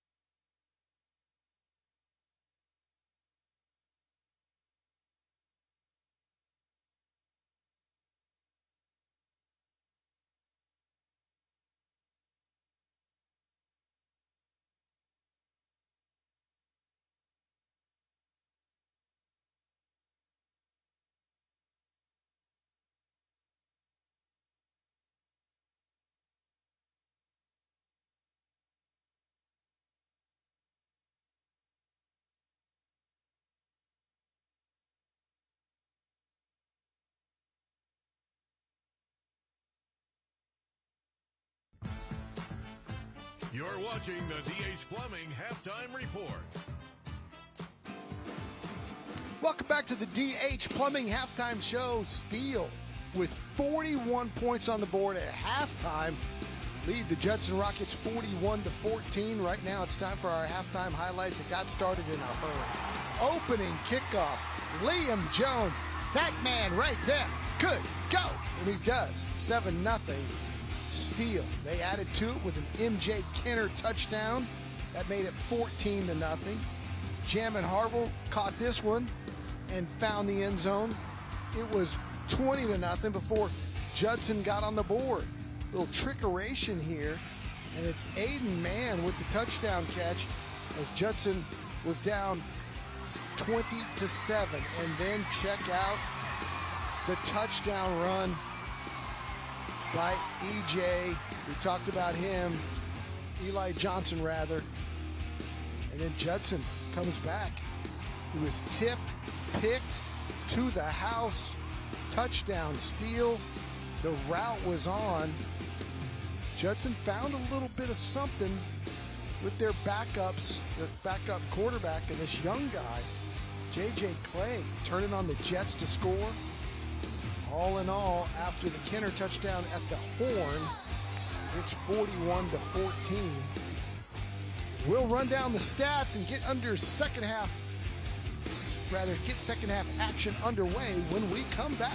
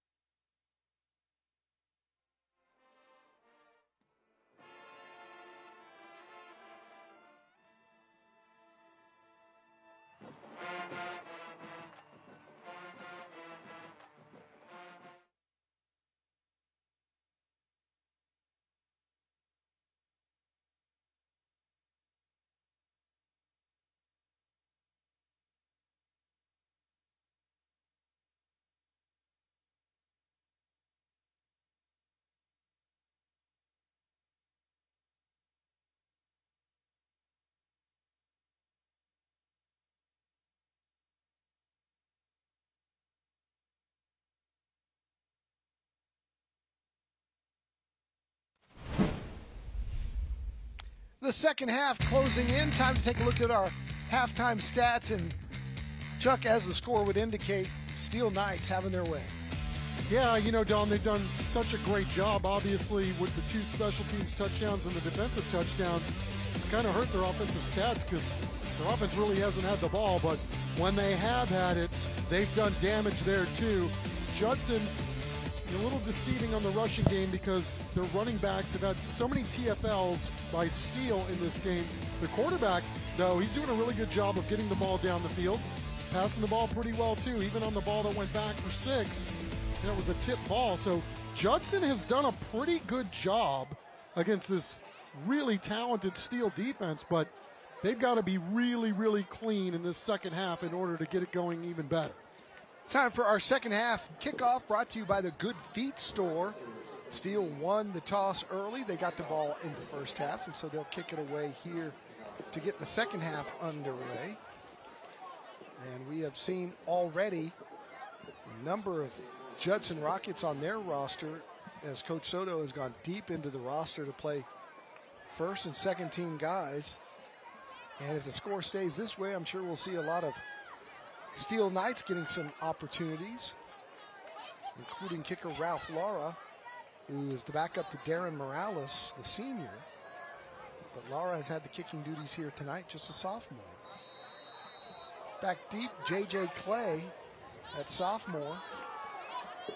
And the freshman, who's had such a great game, the running back, Justin Alexander. Also back there is Omarion Evans. And we are underway here in the second half. It will be fielded at the 10. It's Evans. He's across the 30, across the 35. Great return. Judson's had some really good kick returns tonight. Best part of their game tonight has been on special teams. Yeah, done a really good job kind of mixing it up too on offense. And, you know, you talked about it earlier, Don, about Judson maybe going into the well to look at some of these younger guys tonight too. Looking for a spark, see who's going to fight. Certainly Dominic Davis has been that guy. I mean, took some sacks early on that kind of hurt his yards per carry there, but he's really ignited this offense in terms of his physicality and how he's finishing off some of these runs. Justin Alexander, the freshman, back there with him. It's a Rushmax first down as we begin third quarter action. Man comes in motion, and they hand it off to the young freshman, and Hugo is there, number 9, the big all-everything Arizona State commit for the Knights. And he's got his gold, Matt will be proud, he's got his Arizona State gold mouthpiece in. Yeah, it looks like he's ready for the big time already with the night he's having.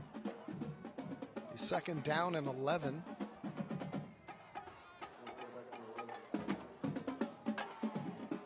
Davis checks the play call.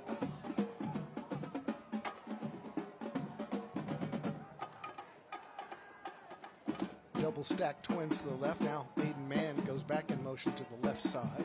And it's a halfback pass.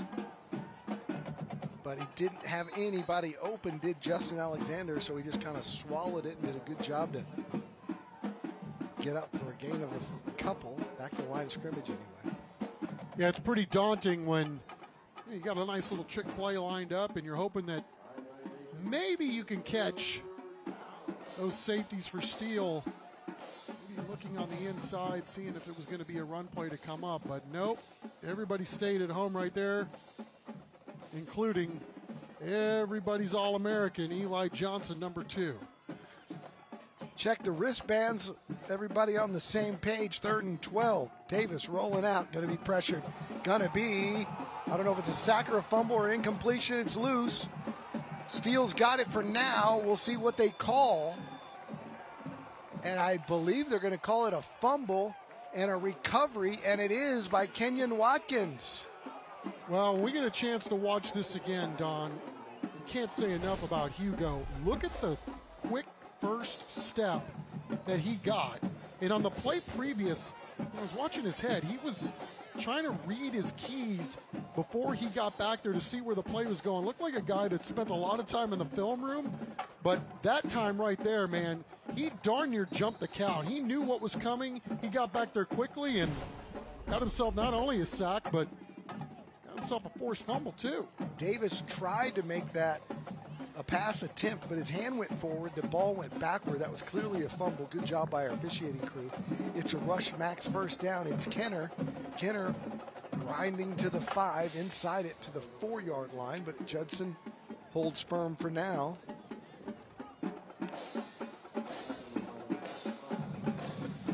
Football playing dude, that 23, right? And surprisingly, looking for a scholarship offer. Jedediah Aaron with the tackle. They'll throw the fade to the corner of the end zone. That ball is caught, and that is a touchdown. Micah Sheeler making a great adjustment on the ball to snag it for another Steele Knight score. So Michael Sheeler is one of those guys that's kind of just been waiting patiently to try to get on the football field at Steele. You talked about him being the leading receiver this year. I mean, they had so many talented guys out there these last few years. Michael Sheeler has played behind some really good, talented, next-level dudes, and he sure is having himself a senior year. Well done, young man. Jalen Cooper played at SMU as a freshman. He was his backup a year ago. It's all Steele Knights here in Cibolo.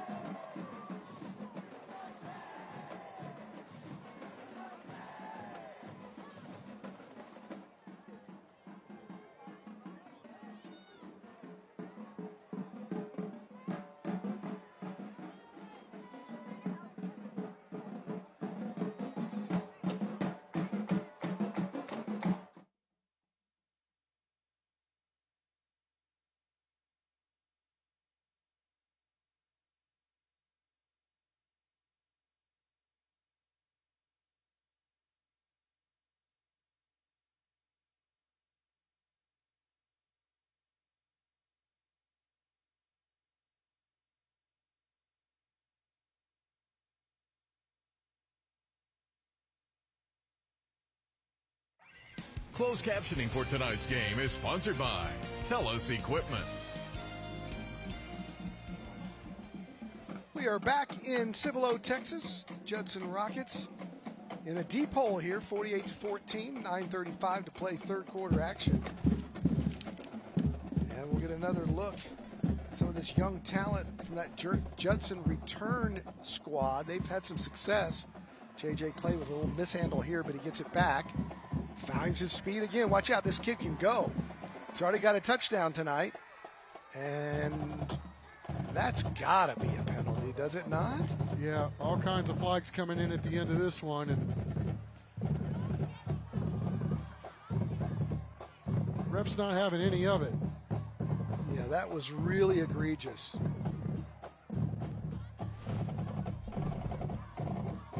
There was a little bit of late contact at the end of the play out of bounds, and then for about 5 yards, he just rode him and then slung him down by his horse collar there. And that was way late by Pierce Kempe.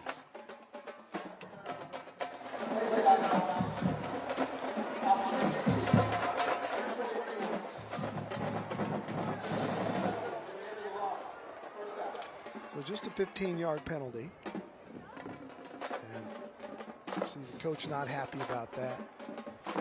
But again, very impressive is J.J. Clay, the sophomore. We saw him score that one touchdown there. He was really determined to get to the cone and dove in, and he's got a burst that is legit. To Rushmax first down. Davis going to scramble, and he's going to be pushed out of bounds again. The official takes a tough hit as well. Hope he's okay. He's not wearing a helmet.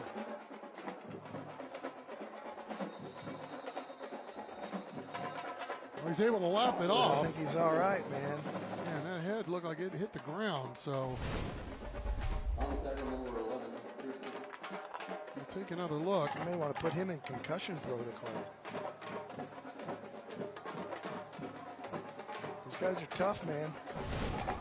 They are.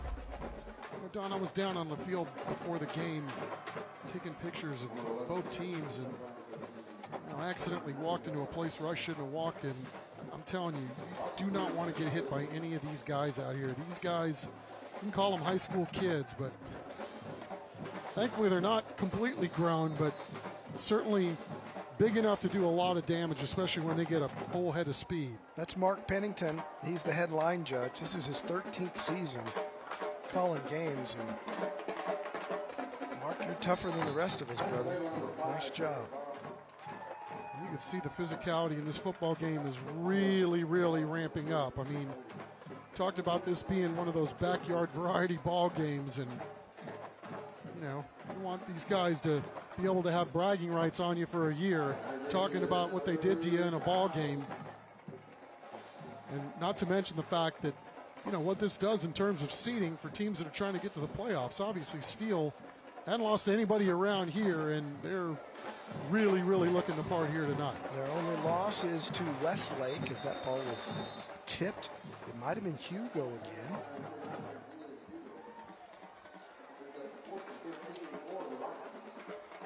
During the fourth quarter, tonight's game will be highlighting the school bus stop of the game.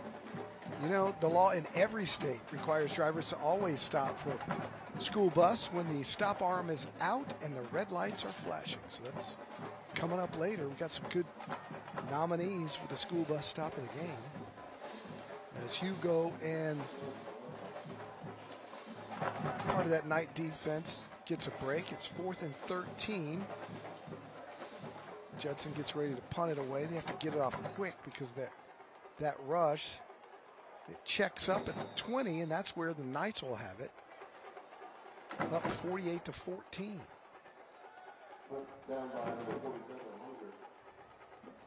They'll have the football when we come back. It's been all Steele tonight here at home in Cibolo.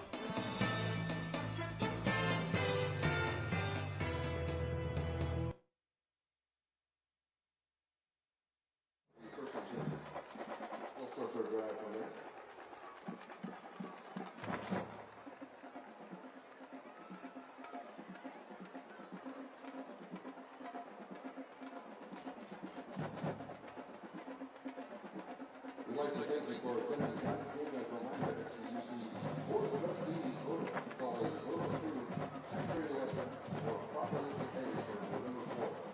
This election gives us community the opportunity to decide whether to approve or reject the business tax. If approved, is to generate about $16 million each year for areas such as teachers, staff compensation, athletics, fine arts, technology, and safety.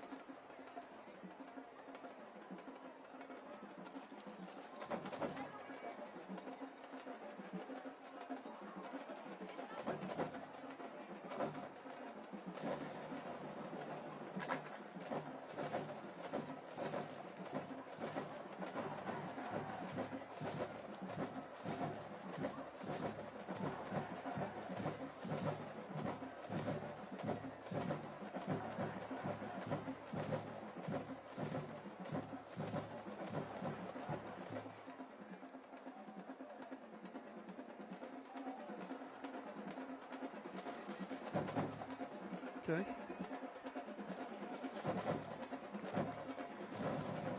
Welcome back, and see that, Chuck? Yeah, a little harvest action, huh? You know why they call it the Harvest Moon, Chuck? Well, it's layered, but I'll hear your version of it. Well, from what I understand, it's because the moon is so bright that it allowed farmers to work at night to round up the crops. Is that not right? No, that's part of it.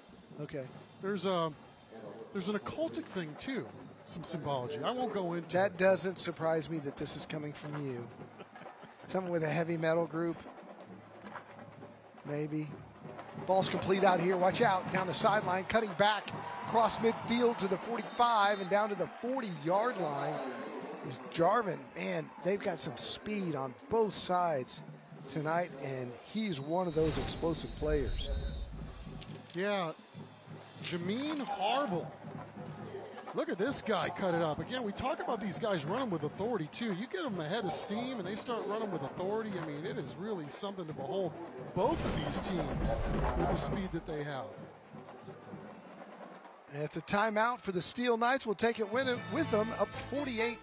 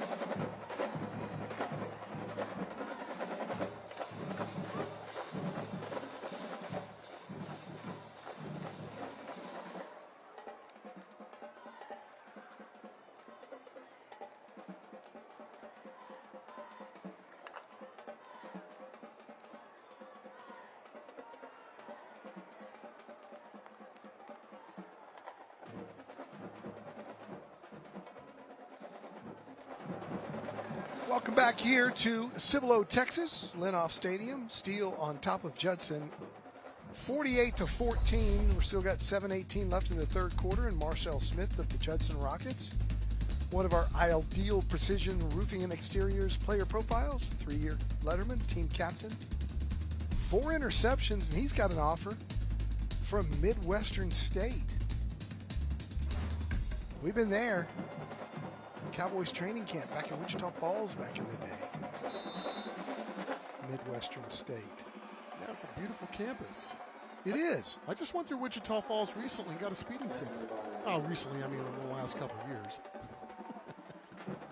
Thank you, Wichita Falls. It was well earned. It was a well-earned speeding ticket. I won't say there wasn't. Those training camps were hot. Man, the temperature was even hotter than Austin.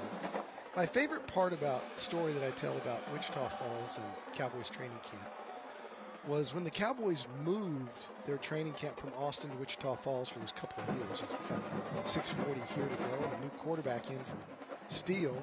Look out. out. A new running back running down the sideline to the 20, to the 10, and near the end zone is another backup in there now for the Steele Knights. And that's Ryan Duca, the junior. They just keep coming at you as they've gone with Leo Mann at quarterback and now Ryan Duca at running back. You think he wasn't excited to get the ball right there? I mean, a lot of guys just take your 2 yards when you get contacted. Not Ryan Duca. He popped that thing outside and darn near popped himself a touchdown. They mark it at the 5. I thought he got more like the 2.5. It's an absolute power red zone. And, Coach, go back to the kid, man. He earned it. They do. Duca. Not this time. Judson defense bows up and stops him at the 5. So anyway, they move Cowboy training camp from Austin to Wichita Falls. And we get this big packet at the station in the mail from the Wichita Falls Chamber of Commerce, welcoming us to Wichita Falls for training camp. And it had like a golf towel with a city logo on it. And it had this restaurant guide to Wichita Falls. So you're coming up here for training camp for a few weeks? Welcome to our restaurants. I'll tell you this story after this play. With Duca again. Fights inside the 1, gets down to the 2. And I opened the restaurant guide, and it's got American restaurants, Chinese restaurants. And under Italian food, it was alphabetical.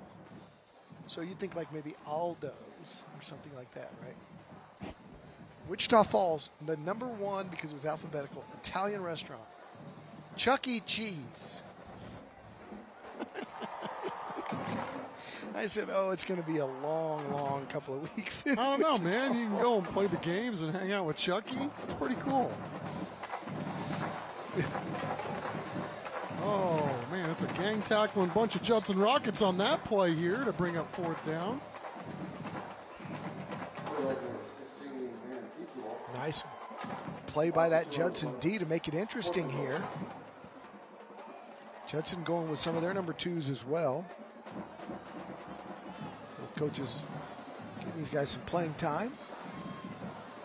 Steele probably give their starters a rest for the rest of the way.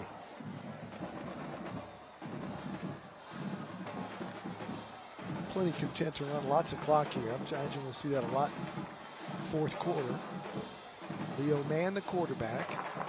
Ryan Duca, the running back. It's Duca. He gets near the goal line. And no signal. Judson held. Judson made the stop on 4th and goal. Tell you what, 38's been everywhere tonight. Equan Thompson and Mark Soto doing a good job to encourage his guys to keep the fight alive. Down 48-14, that's not easy to do.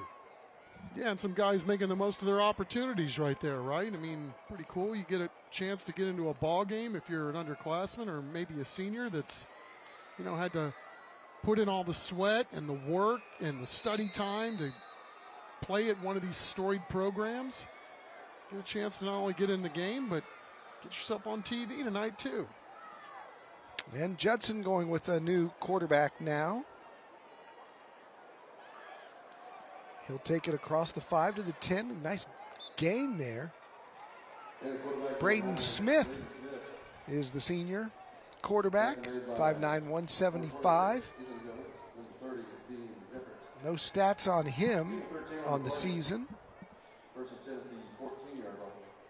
Guys, real quick, we've been talking about Julian Hugo all night, the Arizona State commit, and was saving this for next time he made a play, but I don't think he's coming in the rest of the game as we got a lot of the 2s in here in the 3rd quarter. But wanted to just say he received more than 25 offers. Arizona, Baylor, Colorado, TCU, USC, and Utah.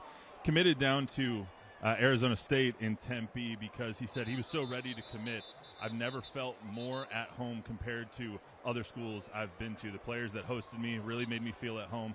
And Kenny Dillingham, one of the best in the business. So he's prepared to go down, and everyone in Tempe extremely happy to have him down there on the Arizona State campus. And more importantly, he's not going to be a Wildcat, so that's good. Matt, sounds to me, Matt, when he talked about his hosts, sounds to me like maybe he spent a night on Mill Avenue. I mean, I can neither confirm nor deny what happens on Mill Avenue or in Old Town Scottsdale. That's kind of the Tempe version of 6th Street. Let's put it that way. It's a lot of fun. I think I remember that. Graham in there for Judson. He was their starting running back coming into the night. Most of the night, though, we saw Justin Alexander, but they've gone back to Caden Graham, and he fights forward for a couple. Well, Caden, their all-district performer at running back from a year ago, has almost 500 yards rushing on the season. It'll be 33. Let's see if he gets some work here tonight the rest of the way. Third down and about 2. Call it 3, long 2.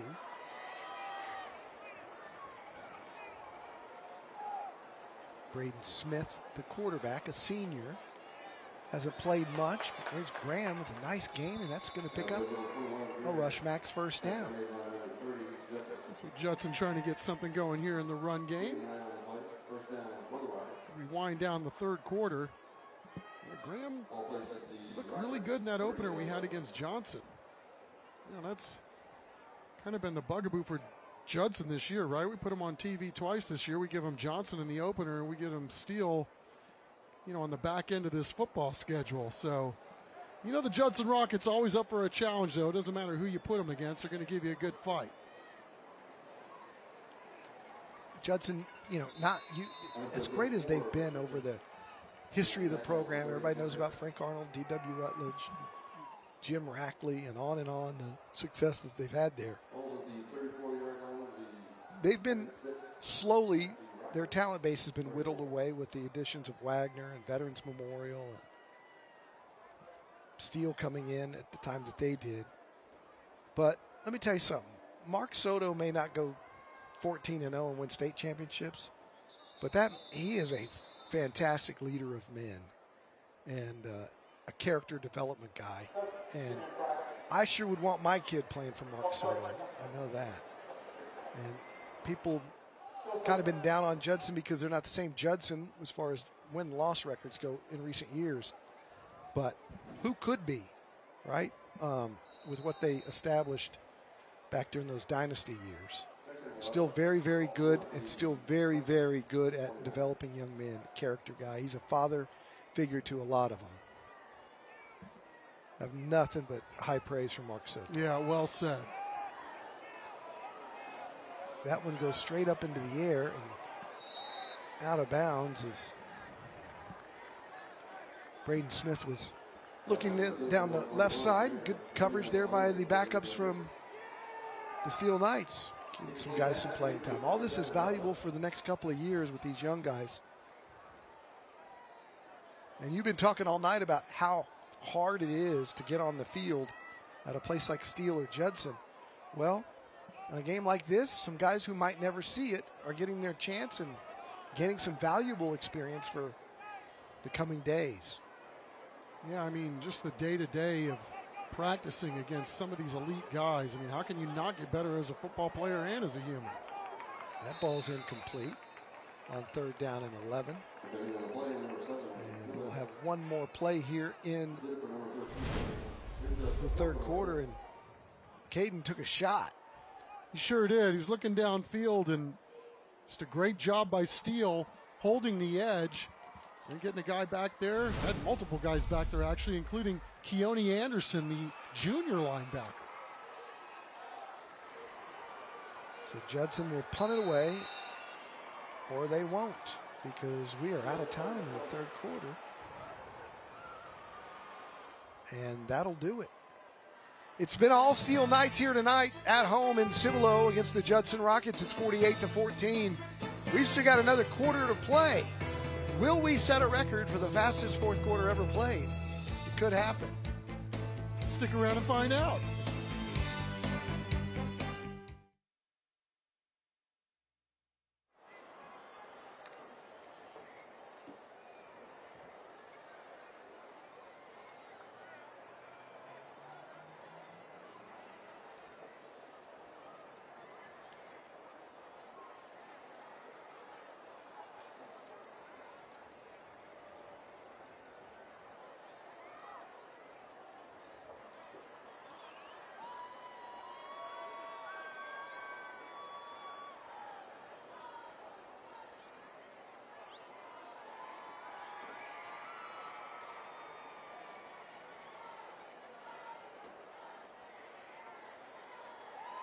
President's Trophy in the fourth quarter.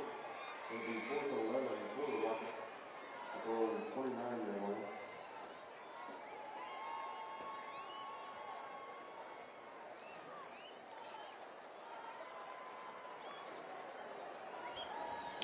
We're back. It's 48-14, beginning of the fourth quarter here in Cibolo, Texas at Lenoff Stadium. Always great to be out here twice this year. We were out here for Clemens and now for Steele. The Lenoff's always gracious hosts. Indeed. 344-3777, the number to call for all your business needs, trophies, plaques, everything you need for your company, your sports team. It's Monarch Trophy. They've been with us on TNL since the very beginning. This is our 17th year. We'll hand out the MVP trophy, the Little Caesars Monarch Trophy, and we'll hand, presumably, Coach David signs the championship trophy as this one goes off the side of the foot and takes a Judson bounce about to midfield, and we'll get a chance to look at some of these young Steele Knights. And we're back in 15 seconds. At Brazilian Top Team San Antonio, our kids and teen classes build more than strength. From anti-bullying to mental resilience, your child becomes part of a community that lifts them up. Sign up today for a free trial class at bttsa.com. Welcome back. We're getting a look at some of the backups for Steele. And, you know, Chuck, to illustrate the point we were talking about earlier about, you know, how these guys look like college football players. This is what a high school team should look like. It's a completely different size element here on the interior line here of these backups compared to the guys that started. The other thing I like, though, is we've got backups in across the board, and both of these teams are still giving the other as much as it can handle. Oh, they're going to play hard, especially against each other. Yeah, love it. Xavier Williams in at running back. He's a senior. And it's still Leo manning the quarterback wheels. Second down and 6. Inside handoff, picks up a couple. Give us a chance to kind of love on these Steele Knights, Don, because I think it's easy for the casual person that's the high school fan sitting at home to go, well, of course Steele's going to be good. They got all these 4 stars and 5 stars and blah, blah, blah. They're just gifted with a lot of talent. Like, do you honestly think that that's just an accident, right? That it just keeps happening year after year, decade after decade? I tried to get Coach Sines to brag on himself a little bit because his record is just ridiculous. It's like 80-plus something up and only 20-something down. And, he just will refuse to talk about himself or having any part on any of this, at least publicly to me. But he did share some valuable insight, which really wasn't something much that I'd considered, which was, if you go back to the very beginning of the Steele Knight generations and where it all began, and he said, the Malcolm Brown group that kind of started everything here, he goes, we've always been blessed that we had really good players, but our really good players were our hardest workers. So it was easy to get in line, everybody during that time, to buy in.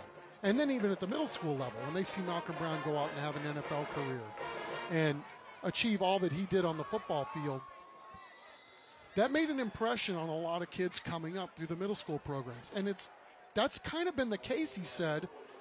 He got here in 2007, the head coach since 2017, and the fact that they've had these guys that are obviously very talented, big, fast, strong, all that. He says always our best guys were our hardest workers, the guys that everybody looked to because they were also doing it in the classroom, sturdy leaders, good citizens, all the above.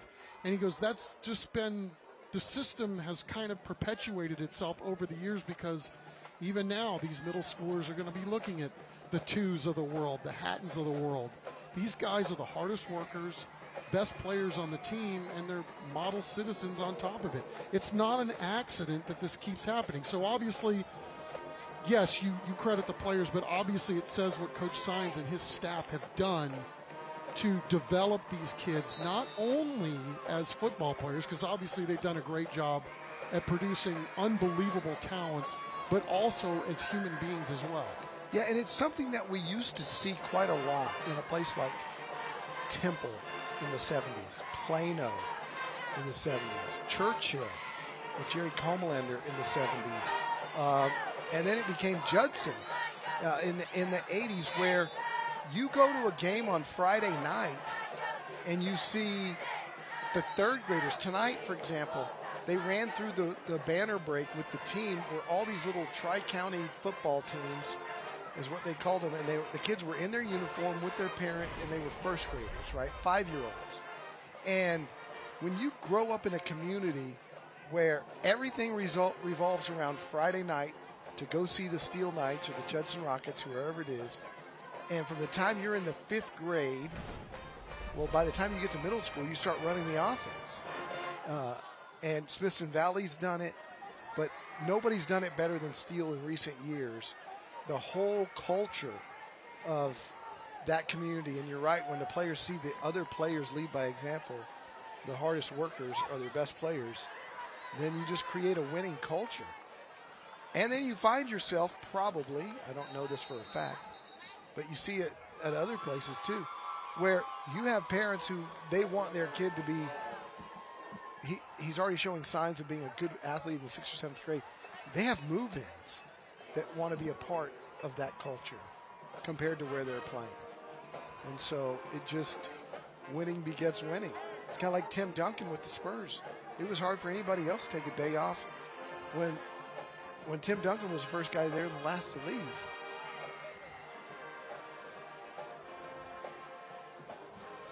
Third down and 9, 7 minutes to go here in the 4th quarter.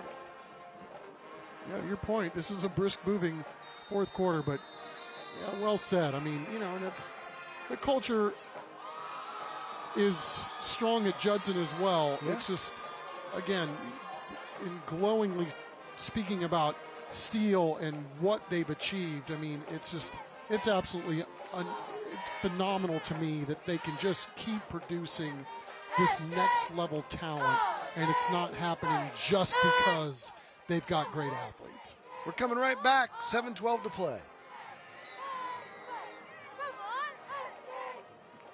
Oh, we're staying here now. That's cool. We got more to talk about. Yeah. Got some new faces in there for the Judson Rockets, including a new running back is Braylon Mayers. He's a senior. Davis pressured, loops one out there, and nobody home as Aiden Mann was the closest receiver to it. And that'll set up 4th down. Yeah, we get a shot of the moon, too. Has it changed colors? Things are getting a little spooky out here, man. It was a little more yellowy Yeah. on TV. When I look out the press box window, it looks a little more white.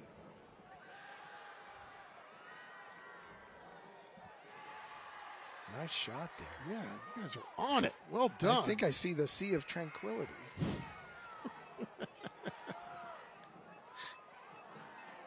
Oh, nice little bounce there, huh? Judson will watch it go inside the 25. We'll take a break, come back with 6 minutes left to play.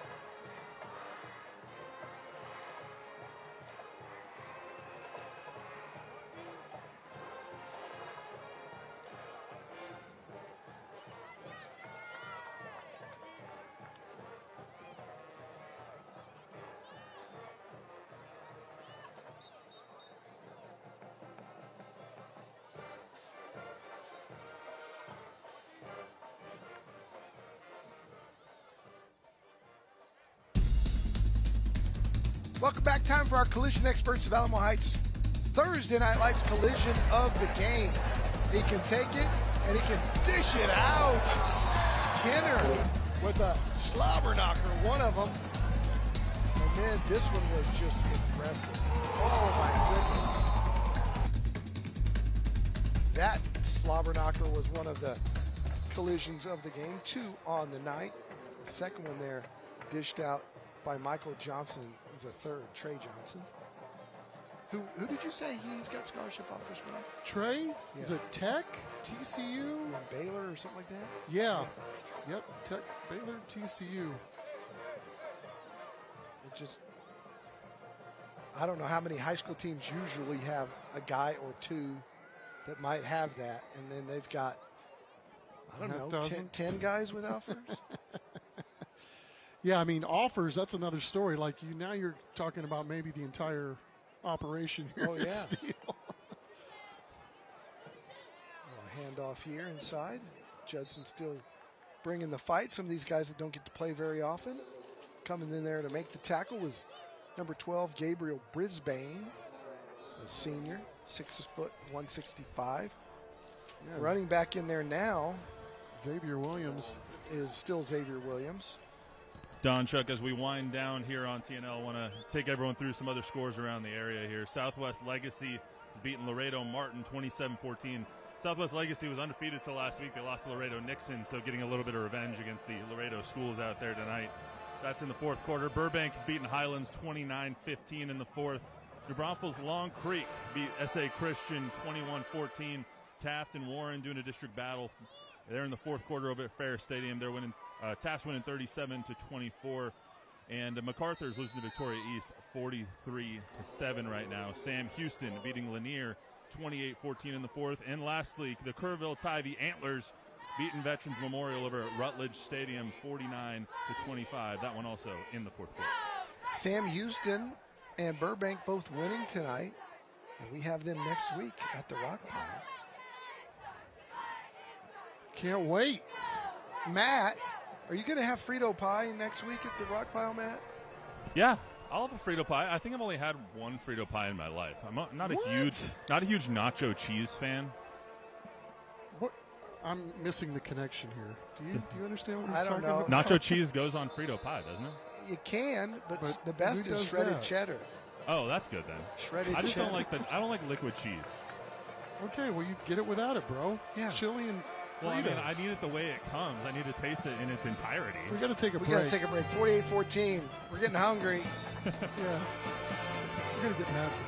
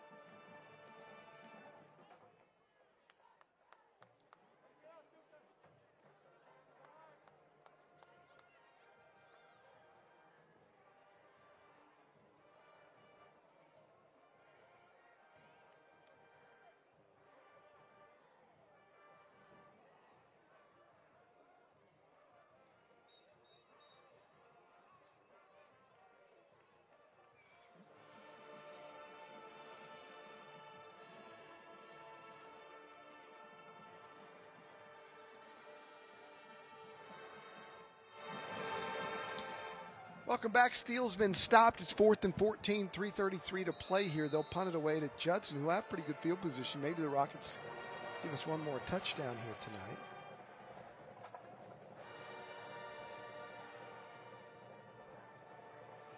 High kick, good kick. Brought in near midfield.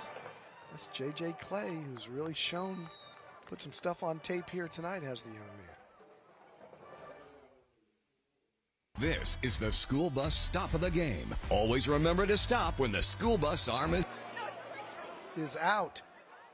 And here's the stop, and it's Eli Johnson right there, number 2. He's the young man we told you about, 6'3", 200, 4'4", being recruited by everybody in the country, and he's just a junior, and that's the stop of the game. All right, Judson inside the 40. Caden keeps it, still grinding yardage. Look at this guy go. Good for him. Positive yards there for the young man, getting some time to play. Okay, Braden Smith, rather, the 5'9", 175-pound senior.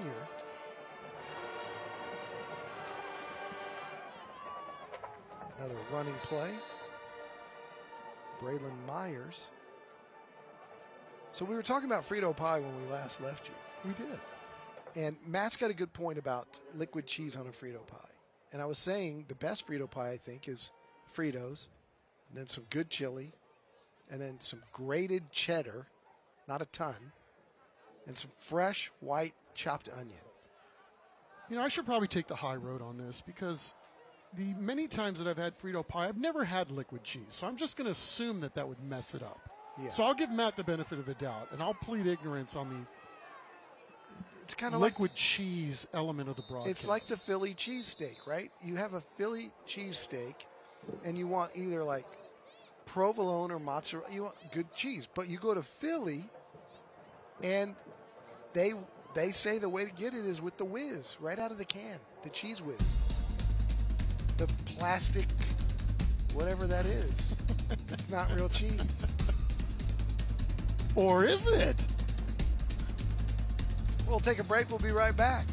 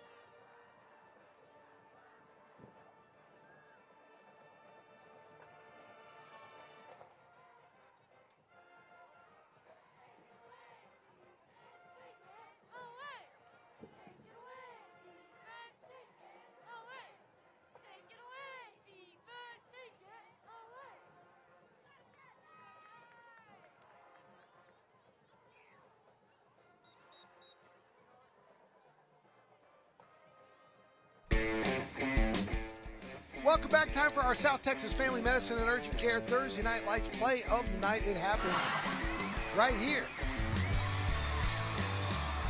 Eli Johnson.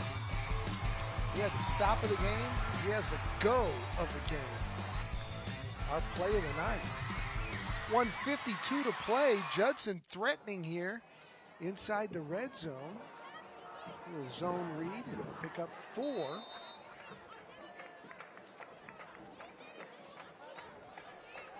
Talk about a young guy reading his keys here. Game's obviously out of control, and Judson decides to keep it on the ground, but they flashed a guy deep, and Ethan Jones, this junior DB, running stride for stride down the field, doing what he'd been coached to do. Braylon Myers getting the carries here. He gets another one. Breaks it to the outside and gets flipped right at the 10-yard line. Guys, one more thing on the Frito pies. Our friend, I'll give a shout out to our friend Jason Minix over at 94.1 San Antonio Sports Star. He does every Friday night. He calls the game for the radio, and he does his Frito pie rankings. He says Comalander has the best Frito pie in the area. So, I mean, if we didn't get out there this year, but next year when we're out there, we're going to have to make a trip over to the concession stand, and maybe we should rank some Frito pies next season, guys. Rank Frito pies. I mean, I'll leave it up to you since I don't like liquid cheese.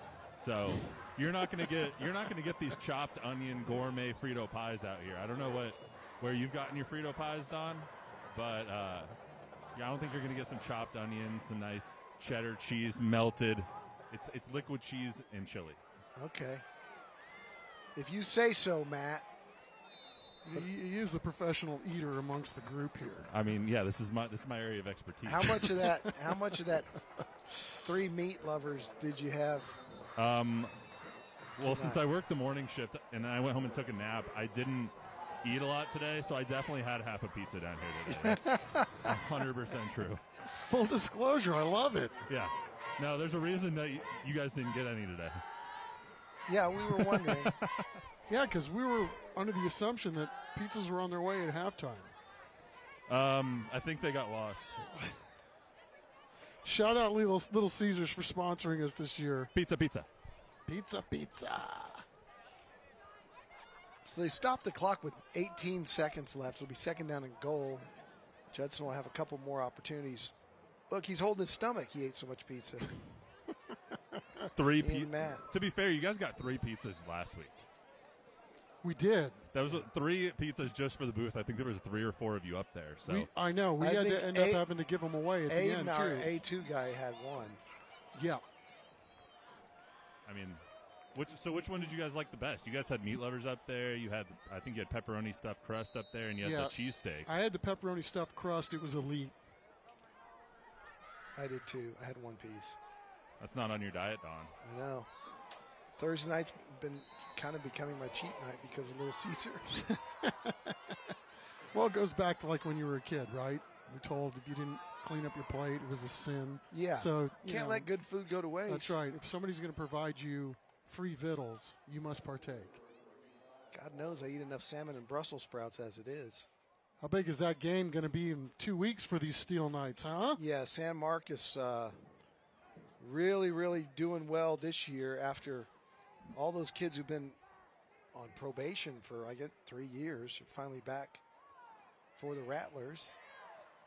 Final play didn't quite get in, and that's going to be the ball game. The Knights hold right at the goal line, and that's going to be your final. 48-14, Steele in the rivalry game against Judson. The Knights stay undefeated in district play, still only have the 1 loss to Austin Westlake on their record, and we'll hand them out the Monarch trophies when we come back for the post-game show on Little Caesar Thursday Night Lights.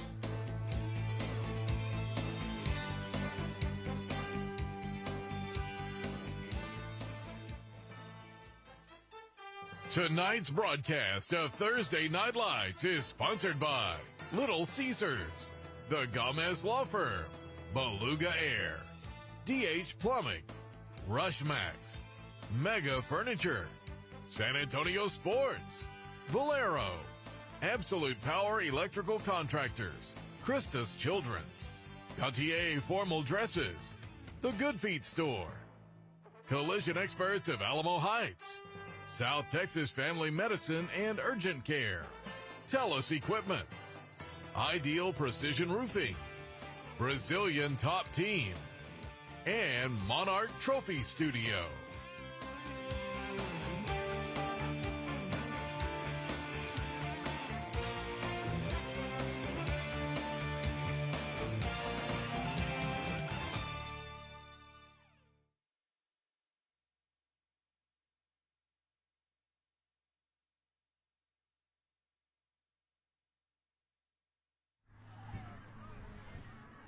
Back up stick. Okay, gotcha.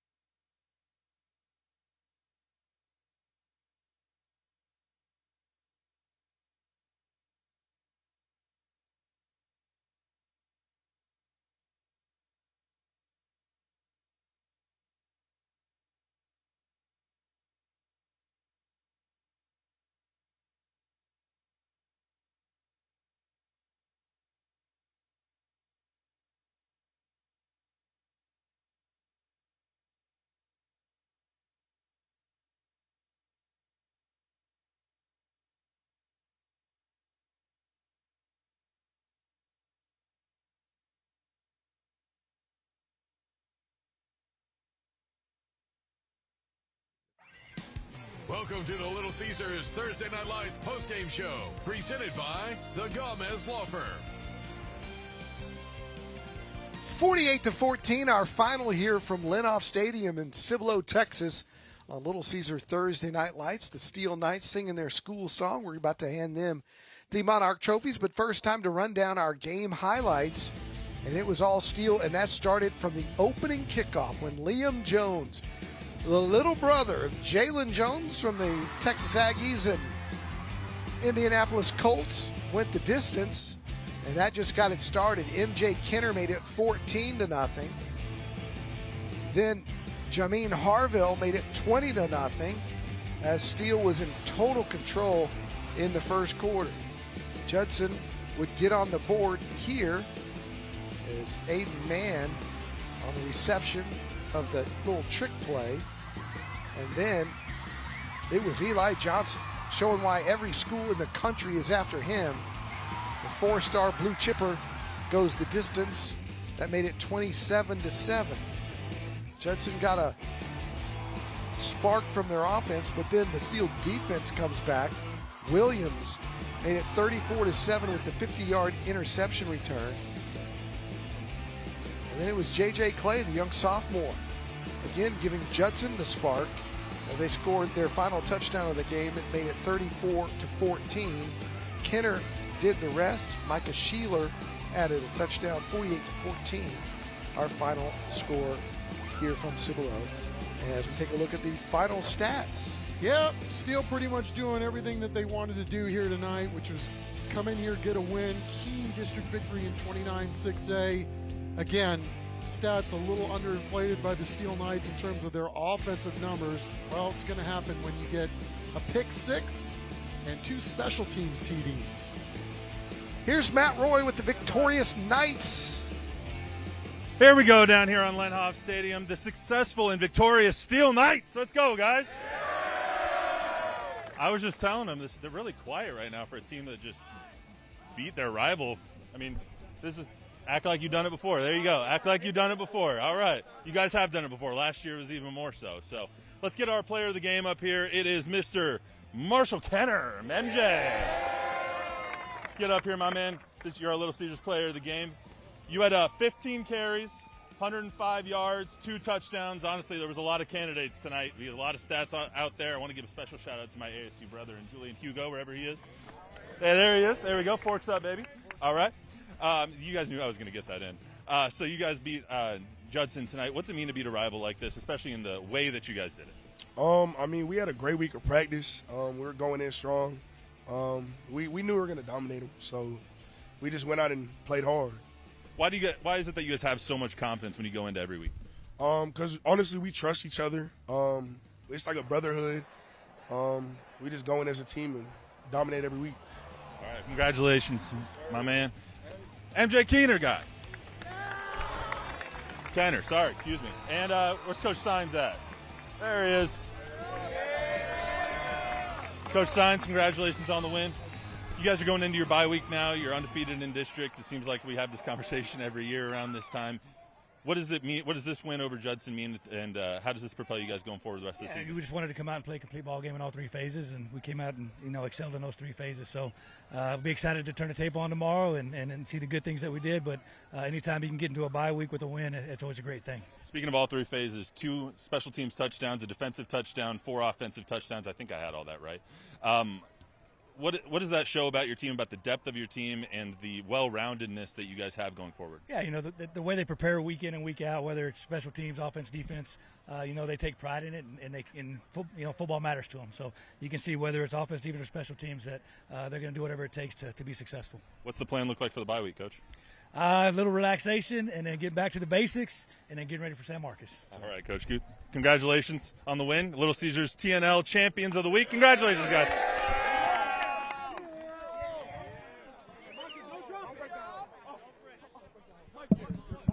We'll be back to wrap it up right after this.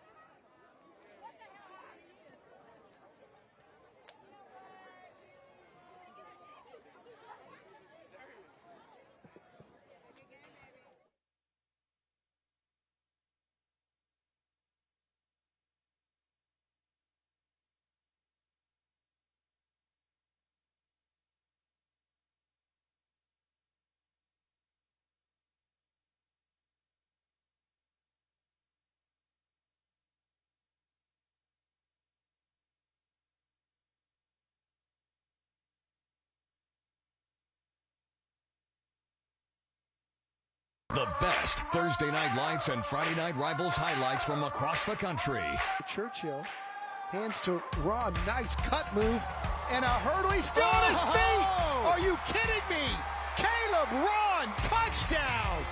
Oh my goodness, what did he just do? Empty set now for Drahol. He's going to air it out, taking a shot deep. Making the catch in stride is Tabato. Touchdown, McCauley. Fortier just unleashes one to Tabato. Look at that. Just a cannon down the field. Tabato gets behind the defender. Fortier with the throw. And here's Rios. He can change it in a hurry. Breaks it outside. There he Breaks goes. Another tackle. He's at the 30. He's at the 20. Got one man to beat. Sidesteps him and goes to the end zone. Dives for the touchdown. Second down and 10. Here's George. Running through tacklers. First down and more. Look out. George, one man to beat. Touchdown, Baylor. 60 yards. Moore's going to go around the right side. Have to play. The ball's in the air. The ball popped up, scooped up.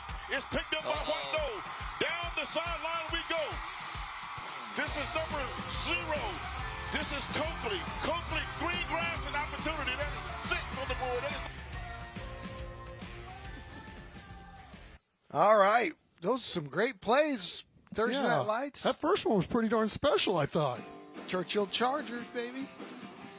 48-14, our final score here tonight from Cibolo, Texas. Gorgeous night. As we told you earlier, Burbank and Sam Houston both winning tonight.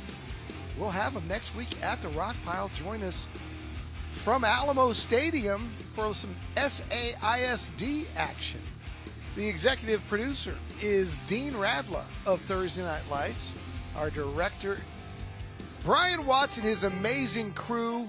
These guys that bring in the fantastic camera shots. Such hard-working dudes. Chris Kopfus is our producer. It's his show. We're just working in it. For Chuck McIntyre, Matt Roy down on the sidelines, and the very always special and always funky, cold Nick Medina on statistics. I'm the guy who can't talk, Don Harris. I'll see you next week on Thursday Night Lights.